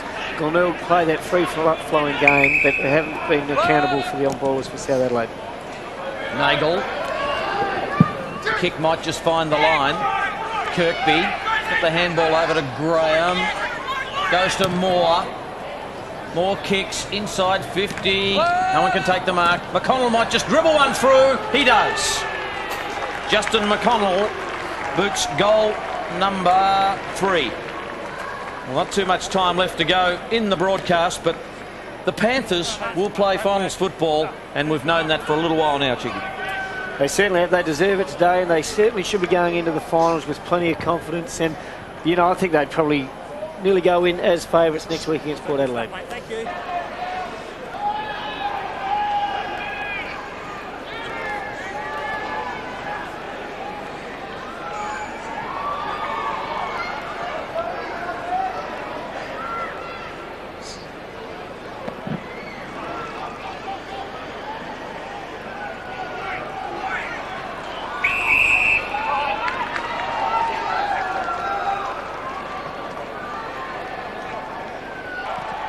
And a late goal for Kruger. Running in and got the kick away. And against South Adelaide, just improving their position really and their percentage. Not that it means anything now, Chiggy. No, it's party time for South Adelaide, and it's just really get as many touches as you can and get the teamwork going how you'd like, kick the goals, get the confidence up, because next week's what it's all a matter about now. And as you can see, not that Robbie Pyman gives you much, but he'd be pretty happy with today's result. I wonder what time of the day he started thinking about next week. I don't know how you can plan for it if you perhaps don't know who you're playing. But he would have been on autopilot for a while, Robert Pyman, you would think. That's not bad for a coach, I guess. A lot of pressure on him, hasn't there? There's been a lot of pressure on him pre-season. Retained the job. Back in the centre, taken by Moore. Moore got it away to Yeomans, to McConnell, who just tries desperately to pump them forward. Funny old kick. Just flicks over the back to Sampson. You think you might get Clay Sampson off for a spell too. Here's Allen. Siren went before he got his kick away. But a magnificent victory by South Adelaide. They will play finals football for the first time since 1992. South Adelaide 24-13, 157. Glenelg 16-12, 108. Superb win by the Panthers. Great win by the Panthers, and they'd be very happy, as you can hear and see their supporters there having a great time there. It's been a long time between drinks, so Glenelg would be very disappointed. It was a pretty dismal effort in the end. After a pretty good first half of football, Glenelg really collapsed, and you can see Mark Micken there. He would be a very frustrated man. I know they went in with a lot of confidence. But South Adelaide, as we mentioned at the start of the day, were a very balanced team. Got strong forwards, good running backmen, and a good midfield, and they certainly won all those areas today. They did a magnificent victory, and they would be very, very, very delighted, those supporters. Long-suffering, there's not many of them, we must say that. There really aren't that many Panthers supporters out there. And this year at Noarlunga, they've increased their crowds, and as we said, Robbie Pyman was under a lot of pressure as a coach coming into this season, and now he's at least delivered a finals berth. Well, they, as you said, they should too, because they have recruited very heavily, but Pyman's put them all together now, and they've got their chance at finals time. And I think the finals race, you'd say the Eagles are the standout team. That's pretty good, but it's pretty open as well. South are there with a good chance. Yeah, it'd be very interesting. We still don't know the matchups. We'll find out that, of course, after tomorrow's games. Westies against Central and Sturt against the Eagles. So two encounters which you would think, well, you'd think the Eagles and Centrals would be favoured. But if things fell South's way, who knows? Moggy was saying they could finish as high as a double charge, which would be an absolute miracle. They come from 6th with 1 round to go to finish in the finals and perhaps get a double chance. Who knows? History making anyway this afternoon. 14 years of waiting's over. South Adelaide are in the finals.